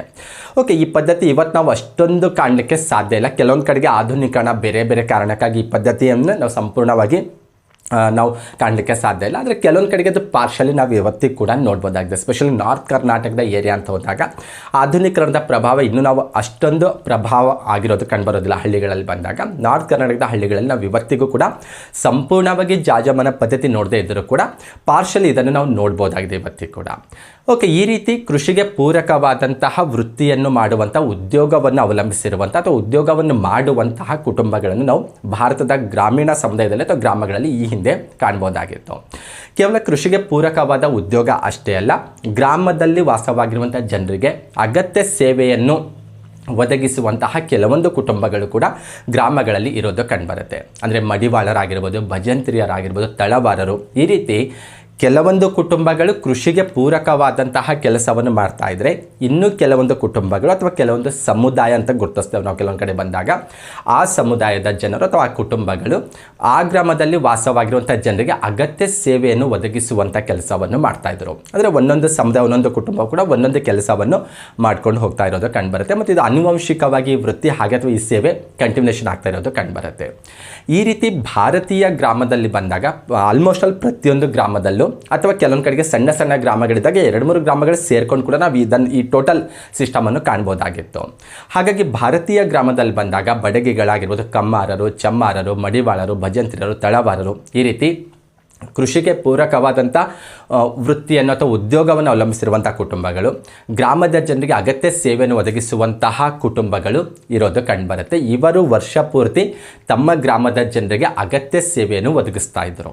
ಇದಕ್ಕೆ ಪ್ರತಿಯಾಗಿ ಈ ಸೇವೆಯನ್ನು ಒದಗಿಸುವಂತಹ ಜನರು ಏನು ಪಡಿತಾ ಇದ್ರು ಅಂತ ನೋಡ್ತಾ ಹೋದರೆ, ರೈತರಿಂದ ಸುಗ್ಗಿಯ ಕಾಲದಲ್ಲಿ ಅವರು ತಾವು ತಮ್ಮ ಜಮೀನಿನಲ್ಲೇನು ಬೆಳೆ ಬೆಳೆದಿರ್ತಾರಲ್ವ, ಅದರಲ್ಲಿ ನಿರ್ದಿಷ್ಟ ಪ್ರಮಾಣದ ಬೆಳೆನೋ ದವಸ ಧಾನ್ಯಗಳನ್ನು, ಹುಲ್ಲನ್ನು ಪಡಿತಾ ಇದ್ದರು. ಅಂದರೆ ಇದೊಂದು ರೀತಿ ಹಣಕಾಸಿನ ವ್ಯವಹಾರ, ಅಂದರೆ ನಾವು ಹಣದ ಮೂಲಕ ವ್ಯವಹಾರ ಮಾಡ್ತೇವಲ್ವ, ಅದನ್ನು ಅಸ್ತಿತ್ವಕ್ಕೆ ಬರೋದಕ್ಕಿಂತ ಮುಂಚೆನೇ ಈ ಪದ್ಧತಿ ಅಸ್ತಿತ್ವದಲ್ಲಿತ್ತು ಅಂತ ನಾವು ಗುರುತಿಸ್ಬೋದಾಗಿದೆ. ಇವತ್ತಿ ಕೂಡ ನಾವು ಪಾರ್ಷಲ್ ಆಗಿ ಕೆಲವೊಂದು ಏರಿಯಾದ ಗ್ರಾಮೀಣ ಭಾಗದಲ್ಲಿ ಈ ಜಾಜಮನಿ ಪದ್ಧತಿಯನ್ನು ಇವತ್ತಿಗೂ ಕೂಡ ನಾವು ನೋಡ್ಬೋದಾಗಿದೆ. ಸ್ಪೆಷಲಿ ಇವೆಲ್ಲವನ್ನು ನಾವು ಅಧ್ಯಯನ ಮಾಡಿದಾಗ ಜಾಜಮಾನ ಪದ್ಧತಿಯಲ್ಲಿ 2 ವರ್ಗಗಳಿದ್ದದ್ದು ಕಂಡುಬರುತ್ತೆ. ಸೇವೆಯನ್ನು ಪಡೆದುಕೊಳ್ಳುವಂತಹ ಕೆಲ ಕುಟುಂಬಗಳು ಅಥವಾ ಕೆಲ ಜನರು ಇರೋದು ಕಂಡುಬರುತ್ತೆ. ಸೇವೆಯನ್ನು ಸಲ್ಲಿಸುವಂತಹ ಜನರು ಅಥವಾ ಕುಟುಂಬಗಳು ಕೂಡ ಗ್ರಾಮದಲ್ಲಿದ್ದದ್ದು ಕಂಡುಬರುತ್ತೆ. ಓಕೆ, ಇಲ್ಲಿ 2 ವರ್ಗಗಳು ನಮಗೆ ಕಂಡುಬರ್ತಾ ಇದ್ದಾವಲ್ವ. ಸೇವೆಯನ್ನು ಪಡೆದುಕೊಳ್ತಾ ಇದ್ದಂಥ ವ್ಯಕ್ತಿಗಳಿಗೆ ಜಾಜಮಾನ ಪದ್ಧತಿಯಲ್ಲಿ ಜಾಜಮಾನ ಅಂತ ಕರೆಯಲಾಗ್ತೈತೆ ಅವರನ್ನು. ಅದೇ ರೀತಿ ಸೇವೆಯನ್ನು ಸಲ್ಲಿಸ್ತಾ ಇದ್ದಂತಹ ಕುಟುಂಬಗಳು ಅಥವಾ ಜನ ಏನಿದ್ರಲ್ವ, ಅವರಿಗೆ ಜಾಜಮಾನರ ಕಮೀನರು ಅಂತ ಕರೆಯಲಾಗ್ತಾ ಇತ್ತು. ಜಾಜಮಾನ ಪದ್ಧತಿಯಲ್ಲಿ ಕೂಡ 2 ರೀತಿ ವರ್ಗಗಳು, ಸೇವೆಯನ್ನು ಪಡೆದುಕೊಳ್ಳುವಂಥ ವರ್ಗ ಒಂದಿತ್ತು, ಸೇವೆಯನ್ನು ಸಲ್ಲಿಸುವಂತಹ ವರ್ಗ ಅಥವಾ ಜನ ಅಂತ ಗುರುತಿಸ್ಬೋದು. ಸೇವೆಯನ್ನು ಸಲ್ಲಿಸುವವರಿಗೆ ಜಾಜಮಾನರ ಕಮೀನರು ಅಂತ ಕರೆಯಲಾಗ್ತಾ ಇತ್ತು. ಈ ವರ್ಡ್ಸ್ಗಳು ಕೂಡ ನಿಮಗೆ ಗೊತ್ತಿರಬೇಕು. ಪ್ರಸ್ತುತ ಈ ಪದ್ಧತಿ ಇದೇನಾ ಇಲ್ವಾ ಅಂತ ನೋಡ್ತಾ ಹೋದಾಗ ಕೆಲವೊಂದು ಕಡೆಗೆ ಯಾವ ಗ್ರಾಮಗಳು ಸಂಪೂರ್ಣವಾಗಿ ಆಧುನೀಕರಣದ ಪ್ರಭಾವಕ್ಕೆ ಒಳಗಾಗಿದೆ ಅಥವಾ ಬೇರೆ ಬೇರೆ ಕಾರಣಕ್ಕಾಗಿ ಇದರ ಬಗ್ಗೆ ಟೀಕೆನೂ ಇದ್ದಾವೆ. ಈ ಪದ್ಧತಿಯಲ್ಲಿ ಬಂದಾಗಿದ್ದು ಶೋಷಣೆಗೆ ಕಾರಣವಾಗಿತ್ತು, ಇಲ್ಲಿ ಡಿಸ್ಕ್ರಿಮಿನೇಷನ್ ನಾವು ಕಾಣ್ಬೋದಾಗಿತ್ತು ಅಂತ ನೋಡ್ಬೋದು ನಾವಿಲ್ಲೂ ಕೂಡ. ಆಲ್ರೆಡಿ ನಿಮಗೆ ಗೊತ್ತಲ್ಲ 2 ವರ್ಗಗಳಿದ್ದು, ಸೇವೆಯನ್ನು ಪಡೆದುಕೊಳ್ಳುವಂಥ ವರ್ಗ ಒಂದು ರೀತಿ ಯಜಮಾನರ ರೂಪದಲ್ಲಿ ಇದ್ದರೆ, ಸೇವೆಯನ್ನು ಸಲ್ಲಿಸುವಂತಹ ವರ್ಗದವರ ಸ್ಥಿತಿ ಬಹಳ ಶೋಚನೀಯವಾಗಿದ್ದದನ್ನು ಸಹ ನಾವು ಕಾಣ್ತೇವೆ. ಹಾಗಾಗಿ ಈ ಪದ್ಧತಿ ಆಧುನೀಕರಣ, ಶಿಕ್ಷಣ, ಉದ್ಯೋಗೀಕರಣ, ಕೈಗಾರಿಕರಣ ಈ ರೀತಿ ಬೇರೆ ಬೇರೆ ಕಾರಣ ಕೆಲವೊಂದು ಪ್ರದೇಶದ ಗ್ರಾಮಗಳಲ್ಲಿ ಈ ಪದ್ಧತಿ ನಾವು ನೋಡಲಿಕ್ಕೆ ಸಾಧ್ಯ ಇಲ್ಲ. ಕೆಲವೊಂದು ಭಾಗದ ಗ್ರಾಮಗಳಲ್ಲಿ ಇದನ್ನು ಸಂಪೂರ್ಣವಾಗಿ ನೋಡಲಿಕ್ಕೆ ಸಾಧ್ಯ ಇಲ್ಲದೇ ಇದ್ದರೂ ಕೂಡ ಪಾರ್ಷಲ್ ಆಗಿ ಇದನ್ನು ನೋಡುವಂತಹ ಸಾಮಾಜಿಕ ಸ್ಥಿತಿಗತಿ ನಾವು ಕಾಣ್ಬೋದಾಗಿದೆ. ಸ್ಪೆಷಲಿ ಈ ಪದ್ಧತಿಗೆ ರಿಲೇಟೆಡ್ ಆಗಿ ಬಂದಾಗ ಒಂದು ಕೃತಿ ಬಹಳ ಇಂಪಾರ್ಟೆಂಟ್ ಆಗುತ್ತೆ. ವಿಲಿಯಂ ಎಚ್ ವೈಸರ್ ಅವರು ಬರೆದಿರುವಂಥ ದ ಹಿಂದೂ ಜಾಜಮಾನಿ ಪದ್ಧತಿ ಸಿಸ್ಟಮ್ ಅನ್ನುವಂಥ ಕೃತಿ ಬಹಳ ಇಂಪಾರ್ಟೆಂಟ್ ಆಗುತ್ತೆ. ನಿಮಗೆ ಎಕ್ಸಾಮಲ್ಲಿ ಕೇಳ್ಬೋದು, ದ ಹಿಂದೂ ಜಾಜಮಾನಿ ಸಿಸ್ಟಮನ್ನು ಯಾರು ಬರೆದಿರುವಂಥ ಕೃತಿ ಅಂತ ಕೇಳ್ಬೋದು. ವಿಲಿಯಂ ಎಚ್ ವೈಸರ್ ಅವರು ಈ ಕೃತಿಯನ್ನು ಬರೆದಿದ್ದಾರೆ. ಸ್ಪೆಷಲಿ ಇವ್ರ ಹೆಸರು ಕೂಡ ನಿಮಗೆ ಇಂಪಾರ್ಟೆಂಟ್ ಆಗುತ್ತೆ. ಅವ್ರ ಹೆಸರು ಕೂಡ ನೀವು ಎಕ್ಸಾಕ್ಟ್ ಆಗಿ ನೆನ್ಪಿಟ್ಕೊಳ್ಬೇಕು. ಸ್ಪೆಷಲಿ ವಿಲಿಯಂ ಎಚ್ ವೈಸರ್ ಅವರು ಭಾರತದ ಜಾಜಮಾನಿ ಪದ್ಧತಿಯ ಬಗ್ಗೆ ಮೊದಲ ಬಾರಿಗೆ ವಿವರವಾಗಿ ಅಧ್ಯಯನ ಮಾಡಿರುವಂಥ ಕೀರ್ತಿ ಅವರಿಗೆ ಸಲ್ಲತ್ತೆ. ಎಕ್ಸಾಮಲ್ಲಿ ನಿಮಗೆ ಇದೇ ರೀತಿ ಕ್ವಶನ್ ಕೇಳ್ಬೋದು. ಭಾರತದ ಜಾಜಮಾನಿ ಪದ್ಧತಿಯ ಬಗ್ಗೆ ಮೊದಲ ಬಾರಿಗೆ ವಿವರವಾಗಿ ಅಧ್ಯಯನ ಮಾಡಿದವರು ಯಾರು, ವಿವರವಾಗಿ ಅಧ್ಯಯನ ಮಾಡಿ ಜನರಿಗೆ ಈ ಕಾನ್ಸೆಪ್ಟ್ ಅಥವಾ ಇದರ ಬಗ್ಗೆ ಅರಿವನ್ನು ಮೂಡಿಸ್ತವ್ರು ಯಾರು ಅಂತ ಈ ರೀತಿ ಕೇಳ್ಬೋದು ನಿಮಗೆ. ವಿಲಿಯಂ ಎಚ್ ವೈಸರ್ ಅವರು ಇದರ ಬಗ್ಗೆ ಮೊದಲ ಬಾರಿಗೆ ವಿವರವಾಗಿ ಅಧ್ಯಯನ ಮಾಡಿದ್ದಾರೆ. ಅವರು ಇದಕ್ಕೆ ರಿಲೇಟೆಡ್ ಆಗಿ ಬರೆದಿರುವಂಥ ಕೃತಿಯ ಹೆಸರು ಕೂಡ ನಿಮಗೆ ಗೊತ್ತಿರಬೇಕು. ದ ಹಿಂದೂ ಜಾಜಮಾನಿ ಸಿಸ್ಟಮ್ ಅನ್ನೋದು ಆ ಕೃತಿಯ ಹೆಸರಾಗಿದೆ. ಆದರೆ ವಿಲಿಯಂ ಎಚ್ ವೈಸರ್ ಅವರು ಭಾರತದ ಗ್ರಾಮೀಣ ಸಮುದಾಯದಲ್ಲಿದ್ದಂತಹ ಜಾಜಮಾನಿ ಪದ್ಧತಿಯ ಬಗ್ಗೆ ಸಾಕಷ್ಟು ವಿವರವಾಗಿ ಅಧ್ಯಯನ ಮಾಡಿದ್ರೂ ಸಹ ಇವರಿಗೆ ಈ ಪದ್ಧತಿ ಅಂದರೆ ಜಾಜಮಾನ ಪದ್ಧತಿ ಭಾರತದ ಗ್ರಾಮಗಳಲ್ಲಿ ಸಾರ್ವತ್ರಿಕವಾಗಿದೆ ಎಂಬ ಸಂಗತಿ ತಿಳಿದಿರಲಿಲ್ಲ. ಅಂದರೆ ಈ ಪದ್ಧತಿಯ ವ್ಯಾಪ್ತಿಯ ಬಗ್ಗೆ ಇವರಿಗೆ ಖಚಿತವಾದ ಕಲ್ಪನೆ ಇರಲಿಲ್ಲ ಅಂತ ಹೇಳ್ಬೋದು. ಮೊದಲ ಬಾರಿಗೆ ವಿವರವಾಗಿ ಅಧ್ಯಯನ ಮಾಡಿದ್ದಾರೆ, ಅದನ್ನು ಒಪ್ಕೊಳ್ಬೇಕು, ಆ ಸ್ಟೇಟ್ಮೆಂಟ್ ಕೊಟ್ಟರೆ ಸರಿ ಅಂತ ಹೇಳ್ಬೋದು. ಇವರಿಗೆ ಈ ಪದ್ಧತಿಯ ವ್ಯಾಪ್ತಿಯ ಬಗ್ಗೆ ಸಂಪೂರ್ಣವಾದಂತಹ ಕಲ್ಪನೆ ಇತ್ತಾ ಇಲ್ಲ ಅಂತ ನೋಡ್ತಾ ಹೋದರೆ ಅವರಿಗೆ ಸಂಪೂರ್ಣವಾದಂಥ ಕಲ್ಪನೆ ಇರಲಿಲ್ಲ. ಎಕ್ಸಾಮಲ್ಲಿ ನಿಮಗೆ ಅವರಿಗೆ ಕಲ್ಪನೆ ಇತ್ತು ಅಂತ ಕೊಟ್ಟರೆ ಅದು ತಪ್ಪಂತ ಹೇಳ್ಬೋದು. ಅಥವಾ ವಿಲಿಯಂ ಎಚ್ ವೈಸರ್ ಅವರಿಗೆ ಜಾಜಮಾನ ಪದ್ಧತಿಯ ವ್ಯಾಪ್ತಿಯ ಬಗ್ಗೆ ಖಚಿತ ಕಲ್ಪನೆ ಇರಲಿಲ್ಲ ಅಂತ ಹೇಳಿದ್ರೆ ಅದು ಸರಿ ಅಂತ ಹೇಳ್ಬೋದು. ಹಾಗಾಗಿ ಇದರ ಬಗ್ಗೆ ಒಂದು ಸ್ವಲ್ಪ ಕ್ಲಾರಿಟಿ ಇರಬೇಕು, ಒಂದು ಸ್ವಲ್ಪ ನೀಟಾಗಿ ಇದನ್ನು ನೀವು ಅರ್ಥ ಮಾಡ್ಕೊಂಡಿರಬೇಕು. ಸ್ಪೆಷಲಿ ಇದಕ್ಕೆ ರಿಲೇಟೆಡ್ ಆಗಿ ಬಂದಾಗ ಆಸ್ಕರ್ ಲೆವಿಸ್ ಅವರಿಗೆ ರಿಲೇಟೆಡ್ ಆಗಿ ಕೂಡ ಕೆಲವೊಂದು ವಿಚಾರ ಗೊತ್ತಿರಬೇಕು. ಅಂದರೆ ಜಾಜಮಾನ ಪದ್ಧತಿಯ ಬಗ್ಗೆ ವಿವರವಾಗಿ ಅಧ್ಯಯನ ಮಾಡ್ತಾರೆ ಇವರು ಕೂಡ. ಆಸ್ಕರ್ ಲೆವಿಸ್ ಅವರು ಕೂಡ ವಿವರವಾಗಿ ಅಧ್ಯಯನ ಮಾಡ್ತಾರೆ. ಇವರ ಅಧ್ಯಯನದ ಮೂಲಕ ಏನು ವಿಚಾರ ವ್ಯಕ್ತಪಡಿಸ್ತಾರೆ ಅಂದರೆ ಜಾಜಮಾನ ಪದ್ಧತಿ ಇಡೀ ದೇಶದಾದ್ಯಂತ ಅಸ್ತಿತ್ವದಲ್ಲಿದೆ ಅನ್ನುವಂಥ ವಿಚಾರ ಹೇಳ್ತಾರೆ. ಅಂದರೆ ಜಾಜಮಾನ ಪದ್ಧತಿಯ ವ್ಯಾಪ್ತಿಯ ಬಗ್ಗೆ ಇವರು ಸ್ಪಷ್ಟೀಕರಣ ಕೊಡ್ತಾರೆ. ಆ್ಯಕ್ಚುಲಿ ನಾವೇನು ಅಧ್ಯಯನ ಮಾಡಿದೆವಲ್ವ, ವಿಲಿಯಂ ಎಚ್ ವೈಸರ್ ಅವರಿಗೆ ಈ ಪದ್ಧತಿಯ ವ್ಯಾಪ್ತಿಯ ಬಗ್ಗೆ ಖಚಿತವಾದಂಥ ಕಲ್ಪನೆ ಇರಲಿಲ್ಲ. ಆದರೆ ಈ ಪದ್ಧತಿಯ ವ್ಯಾಪ್ತಿಯ ಬಗ್ಗೆ ಖಚಿತವಾದಂಥ ಕಲ್ಪನೆ ನೀಡಿದಂಥ ಕೀರ್ತಿ ಆಸ್ಕರ್ ಲೆವಿಸ್ ಅವರಿಗೆ ಸಲ್ಲುತ್ತೆ. ಆದರೆ ಆಸ್ಕರ್ ಲೆವಿಸ್ ಅವರು ತಮ್ಮ ಈ ಸ್ಪಷ್ಟೀಕರಣದಲ್ಲಿ ಒಂದು ವಿಚಾರ ಹೇಳ್ತಾರೆ. ಸಾಮಾನ್ಯವಾಗಿ ಭಾರತದಾದ್ಯಂತ ನಾವು ಜಾಜಮಾನಿ ಪದ್ಧತಿಯನ್ನು ಕಾಣ್ಬೋದಾಗಿದೆ. ಆದರೆ ಇಡೀ ದೇಶದಲ್ಲಿ ಒಂದೇ ಸ್ವರೂಪದ ಜಾಜಮಾನ ಪದ್ಧತಿ ಅಸ್ತಿತ್ವದಲ್ಲಿಲ್ಲ. ಪ್ರದೇಶದಿಂದ ಪ್ರದೇಶಕ್ಕೆ ಹೋದಾಗ ಈ ಪದ್ಧತಿಯಲ್ಲಿ ಸಣ್ಣ ಪುಟ್ಟ ಭಿನ್ನತೆಯನ್ನು, ಸಣ್ಣ ಪುಟ್ಟ ವ್ಯತ್ಯಾಸಗಳನ್ನು ಕಾಣ್ಬೋದಾಗಿದೆ. ಅಂದರೆ ಸಣ್ಣ ಪುಟ್ಟ ವ್ಯತ್ಯಾಸದೊಂದಿಗೆ ಕೆಲ ಸಣ್ಣ ಪುಟ್ಟ ಭಿನ್ನ ಸ್ವರೂಪದಲ್ಲಿ ಜಾಜಮಾನಿ ಪದ್ಧತಿ ಇಡೀ ಭಾರತದಲ್ಲಿ ಅಸ್ತಿತ್ವದಲ್ಲಿದೆ ಅನ್ನುವಂಥ ವಿಚಾರ ಆಸ್ಕರ್ ಲೆವಿಸ್ ಅವರು ಕೂಡ ಹೇಳ್ತಾರೆ. ಹಾಗಾಗಿ ನಿಮಗೆ ಇಬ್ಬರು ವಿಚಾರಗಳು ನಿಮಗೆ ಸ್ಪಷ್ಟವಾಗಿ ಗೊತ್ತಿರಬೇಕು. ಓಕೆ, ಜಾಜಮಾನ ಪದ್ಧತಿಯ ಬಗ್ಗೆ ಅನೇಕ ಚಿಂತಕರು ಅಧ್ಯಯನ ಮಾಡಿದ್ದಾರೆ. ಸ್ಪೆಷಲಿ ಅವರ ಹೆಸರುಗಳು ನಿಮಗೆ ಗೊತ್ತಿರಬೇಕು. ಮತ್ತು ಒಬ್ಬೊಬ್ಬರು ಒಂದೊಂದು ಏರಿಯಾದಲ್ಲಿ, ಒಂದೊಂದು ಭಾರತದ ಭಾಗದಲ್ಲಿ ಅವರು ಅಧ್ಯಯನ ಮಾಡಿದ್ದಾರೆ. ಈ ಪದ್ಧತಿ ಯಾವ ಸ್ವರೂಪದಲ್ಲಿದೆ ಅನ್ನೋದನ್ನು ಅವರು ತಮ್ಮ ಅಧ್ಯಯನದಲ್ಲಿ ಕಂಡುಕೊಂಡಿದ್ದಾರೆ. ಸ್ಪೆಷಲಿ ಆಸ್ಕರ್ ಲೆವಿಸ್ ಅವರು ನಾರ್ತ್ ಇಂಡಿಯಾದಲ್ಲಿ ಜಾಜಮಾನಿ ಪದ್ಧತಿ ಯಾವ ರೀತಿ ಇದೆ ಅನ್ನೋದನ್ನು ಅಧ್ಯಯನ ಮಾಡಿದ್ದಾರೆ. ಎಸ್ ರೆಡ್ಡಿ ಅವರು ಕೂಡ ನಾರ್ತ್ ಇಂಡಿಯಾದಲ್ಲಿ ಜಾಜಮಾನಿ ಪದ್ಧತಿ ಯಾವ ರೀತಿ ಇದೆ ಅನ್ನೋದನ್ನು ಅಧ್ಯಯನ ಮಾಡಿದ್ದಾರೆ. ಎನ್ ಶ್ರೀನಿವಾಸ್ ಅವರ ಹೆಸರು ಕೇಳಿರ್ತೀರಿ, ನಾವು ಆಲ್ರೆಡಿ ನಾವು ಪಾರ್ಟ್ 1 ಕೂಡ ಡಿಸ್ಕಷನ್ ಮಾಡಿದ್ದೇವೆ. ಎನ್ ಶ್ರೀನಿವಾಸ್ ಮತ್ತು ಬೀರ್ ಸಿಂಗ್ ಅವರು ಮೈಸೂರು ಜಿಲ್ಲೆ ಭಾಗದಲ್ಲಿ ಬಂದಾಗ ಯಾವ ರೀತಿ ಅಲ್ಲಿನ ಗ್ರಾಮೀಣ ಸಮುದಾಯದಲ್ಲಿ ಜಾಜಮಾನಿ ಪದ್ಧತಿ ಅಸ್ತಿತ್ವದಲ್ಲಿದೆ ಅನ್ನೋದನ್ನು ಅಧ್ಯಯನ ಮಾಡಿದ್ದಾರೆ. ಸಿ ದುಬೆ ಅವರು ತೆಲಂಗಾಣದ ಆದಿಲಾಬಾದ್ ಜಿಲ್ಲೆಯ ಗ್ರಾಮವನ್ನು ಆಯ್ಕೆ ಮಾಡಿಕೊಂಡು ಅಲ್ಲಿ ಜಾಜಮಾನಿ ಪದ್ಧತಿ ಯಾವ ರೀತಿ ಇದೆ ಅನ್ನೋದನ್ನು ಅಧ್ಯಯನ ಮಾಡಿರೋದು ಕಂಡುಬರುತ್ತೆ. ಅದೇ ರೀತಿ ಗಾಫ್ ಅವರು ತಂಜಾವೂರು ಏರಿಯಾದಲ್ಲಾಗಿರ್ಬೋದು, ಸ್ಟೀಲ್ ಅವರು ಗುಜರಾತ್ ಏರಿಯಾದಲ್ಲಾಗಿರ್ಬೋದು, ಡಾರ್ಲಿಂಗ್ ಅನ್ನೋರು ಪಂಜಾಬ್ ಏರಿಯಾದಲ್ಲಿ ಯಾವ ರೀತಿ ಜಾಜಮಾನಿ ಪದ್ಧತಿ ಅಸ್ತಿತ್ವದಲ್ಲಿದೆ, ಅದರ ಸ್ವರೂಪ ಏನು, ಅದರ ಲಕ್ಷಣ ಏನನ್ನೋದ್ರ ಬಗ್ಗೆ ಅಧ್ಯಯನ ಮಾಡಿರೋದು ಕಂಡುಬರುತ್ತೆ. ನಿಮಗಿದನ್ನು ಮ್ಯಾಚ್ ದಿ ಫಾಲೋವಿಂಗ್ ರೂಪದಲ್ಲಾದರೂ ಕೊಡ್ಬೋದು ಅಥವಾ ನೇರವಾಗಾದರೂ ಕೇಳುವಂಥ ಪಾಸಿಬಿಲಿಟಿ ಇರುತ್ತೆ. ಆ ಚಿಂತಕರ ಹೆಸರು ಯಾವ ಭಾಗದಲ್ಲಿ ಜಾಜಮಾನಿ ಪದ್ಧತಿಯ ಬಗ್ಗೆ ಅವರು ಅಧ್ಯಯನ ಮಾಡಿದ್ದಾರೆ ಅನ್ನೋದ್ರ ಬಗ್ಗೆ ನಿಮಗೆ ಗೊತ್ತಿರಬೇಕು. ಓಕೆ, ಜಾಜಮಾನಿ ಪದ್ಧತಿಗೆ ನಾವು ಸಮಾಜಶಾಸ್ತ್ರದ ಕೆಲವೊಂದು ಬುಕ್ಸನ್ನು ರೆಫರ್ ಮಾಡಿದಾಗ ಈ ಪದ್ಧತಿಗೆ ಇನ್ನೂ ಬೇರೆ ಬೇರೆ ಹೆಸರುಗಳಿಂದಲೂ ಕೂಡ ಕರೆದಿರೋದು ಕಂಡುಬರುತ್ತೆ. ಆಯಾ ಪದ್ಧತಿಯನ್ನು ಕರೆದಿರೋದು ಕಂಡುಬರುತ್ತೆ, ಯಜಮಾನ ಪದ್ಧತಿಯನ್ನು ಕರೆದಿರೋದು ಕಂಡುಬರುತ್ತೆ, ಸಾಟಿ ವಿನಿಮಯ ಅಂತ ಕೂಡ ಕರೆದಿರೋದು ಕಂಡುಬರುತ್ತೆ. ಈ ರೀತಿ ಬೇರೆ ಬೇರೆ ಹೆಸರುಗಳಿಂದ ಕೂಡ ಇದು ಉಲ್ಲೇಖ ಆಗಿರೋದು ಕಂಡುಬರುತ್ತೆ. ಇನ್ನು ಈ ಪದ್ಧತಿಯ ಅನುಕೂಲಗಳು, ಫಸ್ಟ್ ಆಫ್ ಆಲ್ ಈ ಪದ್ಧತಿಯ ಲಕ್ಷಣಗಳು ನಾನು ಡಿಸ್ಕಷನ್ ಮಾಡಿಲ್ಲ. ಬಿಕಾಸ್ ಇಲ್ಲಿವರೆಗೂ ನಾವೇನು ಡಿಸ್ಕಷನ್ ಮಾಡಿದೇವಲ್ವ ಅದೆಲ್ಲ ನೋಡಿದ್ರೆ ನಿಮ್ಗೆ ಗೊತ್ತಾಗುತ್ತೆ ಈ ಪದ್ಧತಿ ಯಾವ ರೀತಿ ಇತ್ತು ಅಂತ. ಅದ್ರ ಬೇಸ್ ಮೇಲೆ ನೀವು ಎಕ್ಸಾಮಲ್ಲಿ ಕ್ವಶನ್ ಬಂದರೂ ಕೂಡ ಈ ಪದ್ಧತಿಯ ಲಕ್ಷಣಗಳು ಯಾವುವು ಅಥವಾ ಯಾವುದಲ್ಲ ಅಂತ ಗುರುತಿಸ್ಬೋದು. ಸ್ಪೆಷಲಿ ಜಾಜಮಾನಿ ಪದ್ಧತಿಯ ಅನುಕೂಲಗಳಂತ ನೋಡ್ತಾ ಹೋದರೆ ಫಸ್ಟ್ ಆಫ್ ಆಲ್ ಸೇವಾ ಭದ್ರತೆ ಇರೋದು ಕಂಡುಬರುತ್ತೆ. ಅಂದರೆ ಇಲ್ಲಿ ಕೃಷಿಗೆ ಪೂರಕವಾದ ಕೆಲಸವನ್ನು ಮಾಡುವಂಥ ಕುಟುಂಬಗಳಾಗಿರ್ಬೋದು, ಗ್ರಾಮದ ಜನರಿಗೆ ಅಗತ್ಯ ಸೇವೆಯನ್ನು ಒದಗಿಸುವಂಥ ಕುಟುಂಬಗಳಿಗೆ ಆನುವಂಶಿಕವಾಗಿ ಆ ವೃತ್ತಿ ಹೋಗ್ತಾ ಇತ್ತು. ಹಾಗಾಗಿ ಇಲ್ಲಿ ಸೇವಾ ಭದ್ರತೆ ಇರೋದು ಕಂಡುಬರುತ್ತೆ. ಅವರು ತಾವು ಸಲ್ಲಿಸುವಂತಹ ಸೇವೆಗೆ ಪ್ರತಿಯಾಗಿ ಏನು ಪಡ್ಕೊಳ್ತಾ ಇದ್ರು, ರೈತರಿಂದ ತಮ್ಮ ಜಮೀನಲ್ಲಿ ಬೆಳೆದಿರುವಂಥ ಫಸಲನ್ನು ವರ್ಷಕ್ಕೆ 1 ಅಥವಾ 2 ಬಾರಿ, ಕಾಮನ್ ಆಗಿ ಸುಗ್ಗಿ ಕಾಲ ಅಂತ ಗುರುತಿಸೋದು, 1 ಅಥವಾ 2 ಬಾರಿಯನ್ನು ಇಳುವರಿ ಪಡ್ಕೊಳ್ತೇವಲ್ಲ ನಾವು, ಮುಂಗಾರು ಮತ್ತು ಟೋಟಲಿ ಹಿಂಗಾರು ಅಂತ ಬಂದಾಗ ಆ ಸಮಯದಲ್ಲಿ ಅವರು ಫಸಲನ್ನು ಪಡ್ಕೊಳ್ತಾ ಇದ್ರು. ಅಥವಾ ದವಸ ಧಾನ್ಯಗಳು ಅಥವಾ ಹುಲ್ಲನ್ನು ಪಡ್ಕೊಳ್ತಾ ಇದ್ರು ಪಶುಗಳಿಗೆ ಬಂದಾಗ, ಅದನ್ನು ಆರ್ಥಿಕ ಭದ್ರತೆ ಅಂತ ಗುರುತಿಸ್ಬೋದಾಗಿದೆ. ಆದರೆ ಅಲ್ಲೂ ಕೂಡ ಒಂದು ಸ್ವಲ್ಪ ಬೇರೆ ಬೇರೆ ಅಭಿಪ್ರಾಯ ಇದೆ. ಆಲ್ರೆಡಿ ಗೊತ್ತು ನಿಮಗೆ, ಭಾರತದ ಕೃಷಿ ಮಾನ್ಸೂನ್ ಜೊತೆಗೆ ಆಡುವಂಥ ಜೂಜಾಟ ಅಂತ ಗುರುತಿಸ್ತೇವೆ ನಾವು. ಅಂದರೆ ಕೃಷಿಯ ಇಳುವರಿ ಯಾವಾಗಲೂ ಸ್ಪಷ್ಟವಾಗಿ ಅಥವಾ ಇಂತಿಷ್ಟೇ ಪ್ರಮಾಣದಲ್ಲಿ ನಿರ್ದಿಷ್ಟವಾಗಿ ಇರೋದಿಲ್ಲ. ಕೆಲವೊಂದು ಸರಿ ಅತಿವೃಷ್ಟಿ ಅನಾವೃಷ್ಟಿಯಿಂದ ಬೆಳೆ ಬೆಳೆಯೋದಕ್ಕೆ ಆಗೋದಿಲ್ಲ. ಅಂಥ ಸಮಯದಲ್ಲಿ ಬಂದಾಗ ಆರ್ಥಿಕ ಭದ್ರತೆ ಸಂಪೂರ್ಣವಾಗಿ ಒಪ್ಕೊಳ್ಳಿಕ್ಕೆ ಸಾಧ್ಯ ಆಗೋದಿಲ್ಲ. ಅದ್ರ ಬಗ್ಗೆ ನಾವು ಸ್ವಲ್ಪ ಡೆಪ್ತ್ ಆಗಿ ಹೋದಾಗ ಅದನ್ನು ಸಂಪೂರ್ಣವಾಗಿ ಒಪ್ಕೊಳ್ಳಿಕ್ಕೆ ಸಾಧ್ಯ ಆಗೋದಿಲ್ಲ. ಅದರ ಜನರಲೈಸ್ ಆಗಿ ಬಂದಾಗ ನಾವು ಆರ್ಥಿಕ ಭದ್ರತೆ ಅನ್ನೋದು ಅದರ ಅನುಕೂಲಗಳಲ್ಲಿ ಪಟ್ಟಿ ಮಾಡ್ಬೋದು. ನಿಕಟ ವೈಯಕ್ತಿಕ ಸಂಬಂಧಗಳು ಕೂಡ ಈ ಪದ್ಧತಿಯ ಅನುಕೂಲ ಅಂತ ಗುರುತಿಸ್ಬೋದಾಗಿದೆ. ಓಕೆ, ಇದೇ ರೀತಿ ಈ ಪದ್ಧತಿಗೆ ಕೆಲವೊಂದು ಅನಾನುಕೂಲಗಳು ಗುರುತಿಸ್ಬೋದು ಅಥವಾ ಕೆಲವೊಂದು ದೋಷಗಳು, ನ್ಯೂನತೆಗಳನ್ನು ಕೂಡ ಈ ಪದ್ಧತಿಯಲ್ಲಿ ನಾವು ಗುರುತಿಸ್ಬೋದು. ಸ್ಪೆಷಲಿ ಈ ಪದ್ಧತಿ ಶೋಷಣೆಗೆ ಅವಕಾಶ ಕಲ್ಪಿಸಿಕೊಟ್ಟಿತ್ತು ಅಂತ ಹೇಳ್ಬೋದು. ಆಲ್ರೆಡಿ ಗೊತ್ತು ನಿಮಗೆ, ಸೇವೆ ಪಡೆದುಕೊಳ್ಳುವಂತಹ ವರ್ಗ ಒಂದಿತ್ತು, ಸೇವೆ ಸಲ್ಲಿಸುವಂಥ ಒಂದು ವರ್ಗ ಇತ್ತು. ಹಾಗಾಗಿ ಸೇವೆಯನ್ನು ಪಡೆದುಕೊಳ್ಳುವಂತಹ ಜಾಜಮಾನ ಅಥವಾ ಯಜಮಾನರ ರೀತಿಯಲ್ಲಿ ಅವರ ವರ್ತನೆ ಆಗಿರ್ಬೋದು, ಸೇವೆ ಸಲ್ಲಿಸುವವರನ್ನು ತಳಮಟ್ಟದ ವ್ಯಕ್ತಿಗಳಂತ ಗುರುತಿಸೋದಾಗಿರ್ಬೋದು, ಈ ರೀತಿ ಶೋಷಣೆಗೆ ಅವಕಾಶ ಇತ್ತು. ಮೇಲು ಕೀಳು ಅನ್ನುವಂಥ ಭಾವನೆ ಇದು ಮೂಡಿಸಿತ್ತು ಅಂತ ಹೇಳ್ಬೋದು.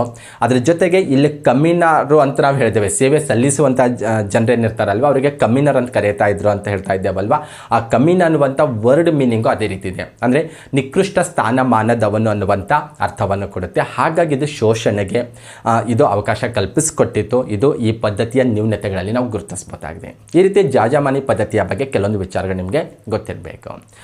ಇನ್ನು ಭಾರತೀಯ ಗ್ರಾಮದಲ್ಲಿ ಬಂದಾಗ ಇನ್ನೊಂದು ವಿಶೇಷವಾದ ಲಕ್ಷಣ ಗುರುತಿಸ್ಬೋದು, ಗ್ರಾಮ ಸ್ವಾಯತ್ತತೆ ಅಂತ ಹೇಳ್ಬೋದು. ಜಾಜಮಾನಿ ಪದ್ಧತಿಗೆ ಪೂರಕವಾಗಿ ಅಥವಾ ಅದರ ಅಡಿಯಲ್ಲಿ ನಾವು ಇದನ್ನು ಗುರುತಿಸ್ಬೋದು. ಅಂದರೆ ಒಂದು ಗ್ರಾಮದಲ್ಲಿ ಗ್ರಾಮದ ಜನರಿಗೆ ಬೇಕಾದಂಥ ಎಲ್ಲ ಸೇವೆಗಳು ಅಥವಾ ಎಲ್ಲ ವೃತ್ತಿಗಳನ್ನು ಮಾಡುವಂಥ ಜನರು ಆ ಗ್ರಾಮದಲ್ಲಿ ಇರ್ತಾಯಿದ್ರು. ಹಾಗಾಗಿ ಗ್ರಾಮಗಳು ಸ್ವಾವಲಂಬಿ ಆಗಿದ್ದವಂತ ನಾವು ಗುರುತಿಸ್ಬೋದು. ಆದರೆ ಇದನ್ನು ಕೂಡ ಸಂಪೂರ್ಣವಾಗಿ ಒಪ್ಕೊಳ್ಳಿಕ್ಕೆ ಆಗಲ್ಲ. ಸಣ್ಣ ಸಣ್ಣ ಗ್ರಾಮದಲ್ಲಿ ಬಂದಾಗ ಎಲ್ಲ ವೃತ್ತಿಯನ್ನು ಮಾಡುವಂತಹ, ಕೃಷಿಗೆ ಪೂರಕವಾದಂಥ ವೃತ್ತಿಯನ್ನು ಮಾಡುವಂಥ ಕುಟುಂಬಗಳು ಇರ್ತಾ ಇರಲಿಲ್ಲ. ಆವಾಗ ಅವ್ರೇನು ಮಾಡಬೇಕಾಗಿತ್ತು, ನೆರೆಯ ಗ್ರಾಮದ ಅಥವಾ ತಮ್ಮ ಸಮೀಪದ ದೊಡ್ಡ ಗ್ರಾಮದಲ್ಲಿ ಹೋಗಿ ಅವರು ಕೃಷಿಗೆ ಪೂರಕವಾದಂಥ ಕೆಲಸವನ್ನು ಮಾಡಿಸ್ಕೊಳ್ಬೇಕಾಗ್ತಿತ್ತು. ಆದರೆ ಜನರಲೈಸ್ ಆಗಿ ಬಂದಾಗ ಪ್ರತಿಯೊಂದು ಗ್ರಾಮವು ಸ್ವಾವಲಂಬಿ ಆಗಿದ್ದವು, ಸಾಪೇಕ್ಷವಾಗಿ ಸ್ವಯಂಪೂರ್ಣವಾಗಿದ್ದವು, ಸ್ವತಂತ್ರವಾಗಿದ್ದವು ಅಂತ ನಾವು ಗುರುತಿಸ್ಬೋದಾಗಿದೆ. ಓಕೆ, ಆದರೆ ಇದಕ್ಕೆ ರಿಲೇಟೆಡ್ ಆಗಿ ಬಂದಾಗ ಚಾರ್ಲ್ಸ್ ಮೆಕ್ಟಾಫ್ ಅವರ ವ್ಯಾಖ್ಯಾನ ನಮಗೊಂದು ಇಂಪಾರ್ಟೆಂಟ್ ಆಗುತ್ತೆ. ಆ್ಯಕ್ಚುಲಿ ಚಾರ್ಲ್ಸ್ ಮೆಕ್ಟಾಫ್ ಅವರು ಏನು ಹೇಳಿದ್ದಾರೆಂದರೆ, ಭಾರತೀಯ ಗ್ರಾಮಗಳು ಚಿಕ್ಕ ಗಣರಾಜ್ಯಗಳಾಗಿದ್ದಾವೆ ಅನ್ನುವಂಥ ವಿಚಾರ ಹೇಳಿದ್ದಾರೆ. ಸ್ಟೇಟ್ಮೆಂಟ್ ಬಹಳ ಇಂಪಾರ್ಟೆಂಟ್. ನಿಮಗೆ ನಾನು ಆಲ್ರೆಡಿ ಹೇಳಿದೆ, ಸ್ಟೇಟ್ಮೆಂಟ್ಸ್ಗಳನ್ನೆಲ್ಲ ಒಂದು ಕಡೆ ನೀವು ನೀಟಾಗಿ ನೋಟ್ ಮಾಡಿಕೊಂಡ್ರೆ ಬೆಟರ್. ಅಂದರೆ ಆ ಸ್ಟೇಟ್ಮೆಂಟ್ಸನ್ನು ನೀವು ಬೇರೆ ಬೇರೆ ಕಡೆಗೆ ಯುಟಿಲೈಸ್ ಮಾಡ್ಕೋಬೋದು. KS ಮೇನ್ಸ್ ಅಥವಾ PSI SI ಅಥವಾ HSTR ಅಂತ ಕಡೆಗೆ ಬಂದಾಗ ನೀವು ಒಂದು ಬಳಕೆ ಮಾಡ್ಕೋಬೋದು. ಡಿಸ್ಕ್ರಿಪ್ಟಿವ್ ಮಾಡೆಲಲ್ಲಿ ಬಂದಾಗ, ಇನ್ ಕೇಸ್ ನೀವು MCQ ಮಾಡೆಲಲ್ಲಿ ಬಂದಾಗಲೂ ಕೂಡ ಅದು ಯಾರ ಹೇಳಿಕೆ ಅಂತ ಕೇಳುವಂಥ ಸಾಧ್ಯತೆ ಇರುತ್ತೆ. ಹಾಗಾಗಿ ಚಾರ್ಲ್ಸ್ ಮೆಟ್ಕಾಫ್ ಅವರು ಭಾರತೀಯ ಗ್ರಾಮಗಳಿಗೆ ಚಿಕ್ಕ ಗಣರಾಜ್ಯಗಳಂತ ಕರೆದಿದ್ದಾರೆ. ಯಾಕೆ ಈ ರೀತಿ ಕರೆದಿದ್ದಾರೆ ಅಂತ ನೋಡ್ತಾ ಹೋದರೆ, ಗ್ರಾಮಗಳು ತಮಗೆ ಏನೇನು ಬೇಕೋ ಅವೆಲ್ಲವನ್ನು ಅವುಗಳೇ ಪಡೆದಿರ್ತಾ ಇದ್ದವು ಅಂತ ಹೇಳಿದ್ದೇವೆ. ಆಲ್ರೆಡಿ ಜಾಜಮಾನಿ ಪದ್ಧತಿಯಲ್ಲಿ ಕೂಡ ನಾವು ಡಿಸ್ಕಷನ್ ಮಾಡಿದ್ದೇವೆ. ಜಾಜಮಾನಿ ಪದ್ಧತಿಯ ಕಾನ್ಸೆಪ್ಟ್ ನೋಡಿದ್ರೆ ನಮ್ಗೆ ಆ ರೀತಿ ಅನಿಸುತ್ತೆ. ಒಂದು ರೀತಿಯಲ್ಲಿ ಅದರಲ್ಲಿ ದೋಷಗಳಿದ್ದಾವಿಲ್ಲ ಅನ್ನಂಗಿಲ್ಲ, ಆದರೆ ಅಲ್ಲಿ ಆ ಗ್ರಾಮಕ್ಕೆ ಏನು ಬೇಕೋ ಅವೆಲ್ಲ ಕೂಡ ಸೇವೆಗಳಾಗಿರೋದು, ಕೆಲಸಗಳು ಕೂಡ ಅಲ್ಲಿರೋದು ಕಂಡು ಬರ್ತಾ ಇದೆ. ಆ ಬೇಸ್ ಮೇಲೆ ಗ್ರಾಮ ಸ್ವಾಯತ್ತತೆ ಅನ್ನುವಂಥ ಲಕ್ಷಣ ಗುರುತಿಸ್ಬೋದಾಗಿದೆ. ಆದರೆ ಗ್ರಾಮ ಸ್ವಾಯತ್ತತೆಯನ್ನು ಸಂಪೂರ್ಣವಾಗಿ ಒಪ್ಕೊಳ್ಳೋಕ್ಕೂ ಸಾಧ್ಯ ಇಲ್ಲ. ಯಾಕೆಂದರೆ HV ನಾಗೇಶ್ ಅವರೊಂದು ವ್ಯಾಖ್ಯಾನ ಕೊಡ್ತಾರೆ ಅಥವಾ ಒಂದು ಸ್ಟೇಟ್ಮೆಂಟ್ ಕೊಡ್ತಾರೆ. ಏನು, ಭಾರತೀಯ ಗ್ರಾಮಗಳೆಂದು ಸ್ವಯಂ ಪೂರ್ಣ ಘಟಕವಾಗಿರಲಿಲ್ಲ. ಯಾಕಂದರೆ ಒಳ ಬಾಂಧವ್ಯಕ್ಕಾಗಿ ಬಂದಾಗ, ನಾವು ಆಲ್ರೆಡಿ ಕಾಸ್ಟ್ ಸಿಸ್ಟಮ್ ಪ್ರೀವಿಯಸ್ ಕ್ಲಾಸಲ್ಲಿ ಡಿಸ್ಕಷನ್ ಮಾಡಿದ್ದೇವೆ. ಒಳ ಬಾಂಧವ್ಯ ಅನ್ನೋದು ಗೊತ್ತು ನಿಮಗೆ. ಒಳ ಬಾಂಧವ್ಯದ ಏನು ನಿರ್ಬಂಧ ಇತ್ತಲ್ವ, ಆ ನಿರ್ಬಂಧದಲ್ಲಿ ನಾವು ಸಂಗಾತಿಯನ್ನು ಆಯ್ಕೆ ಮಾಡ್ಕೊಳ್ಳುವಂಥ ವಿಷಯದಲ್ಲಿ ಬಂದಾಗ ಸಾಕಷ್ಟು ದೂರದ ಗ್ರಾಮಗಳಿಗೆ ಹೋಗಿ ಆಯ್ಕೆ ಮಾಡ್ಕೊಳ್ಬೇಕಾಗ್ತಾ ಇತ್ತು. ಹಾಗಿದ್ದಾಗ ನಾವು ಭಾರತೀಯ ಗ್ರಾಮಗಳಿಗೆ ಹೇಗೆ ಸ್ವಯಂ ಪೂರ್ಣ ಅಂತ ಕರಲಿಕ್ಕೆ ಸಾಧ್ಯ ಅನ್ನೋದು ಒಂದು ವಿಚಾರ ವ್ಯಕ್ತಪಡಿಸಿರೋದು ಕಂಡು ಬರುತ್ತೆ.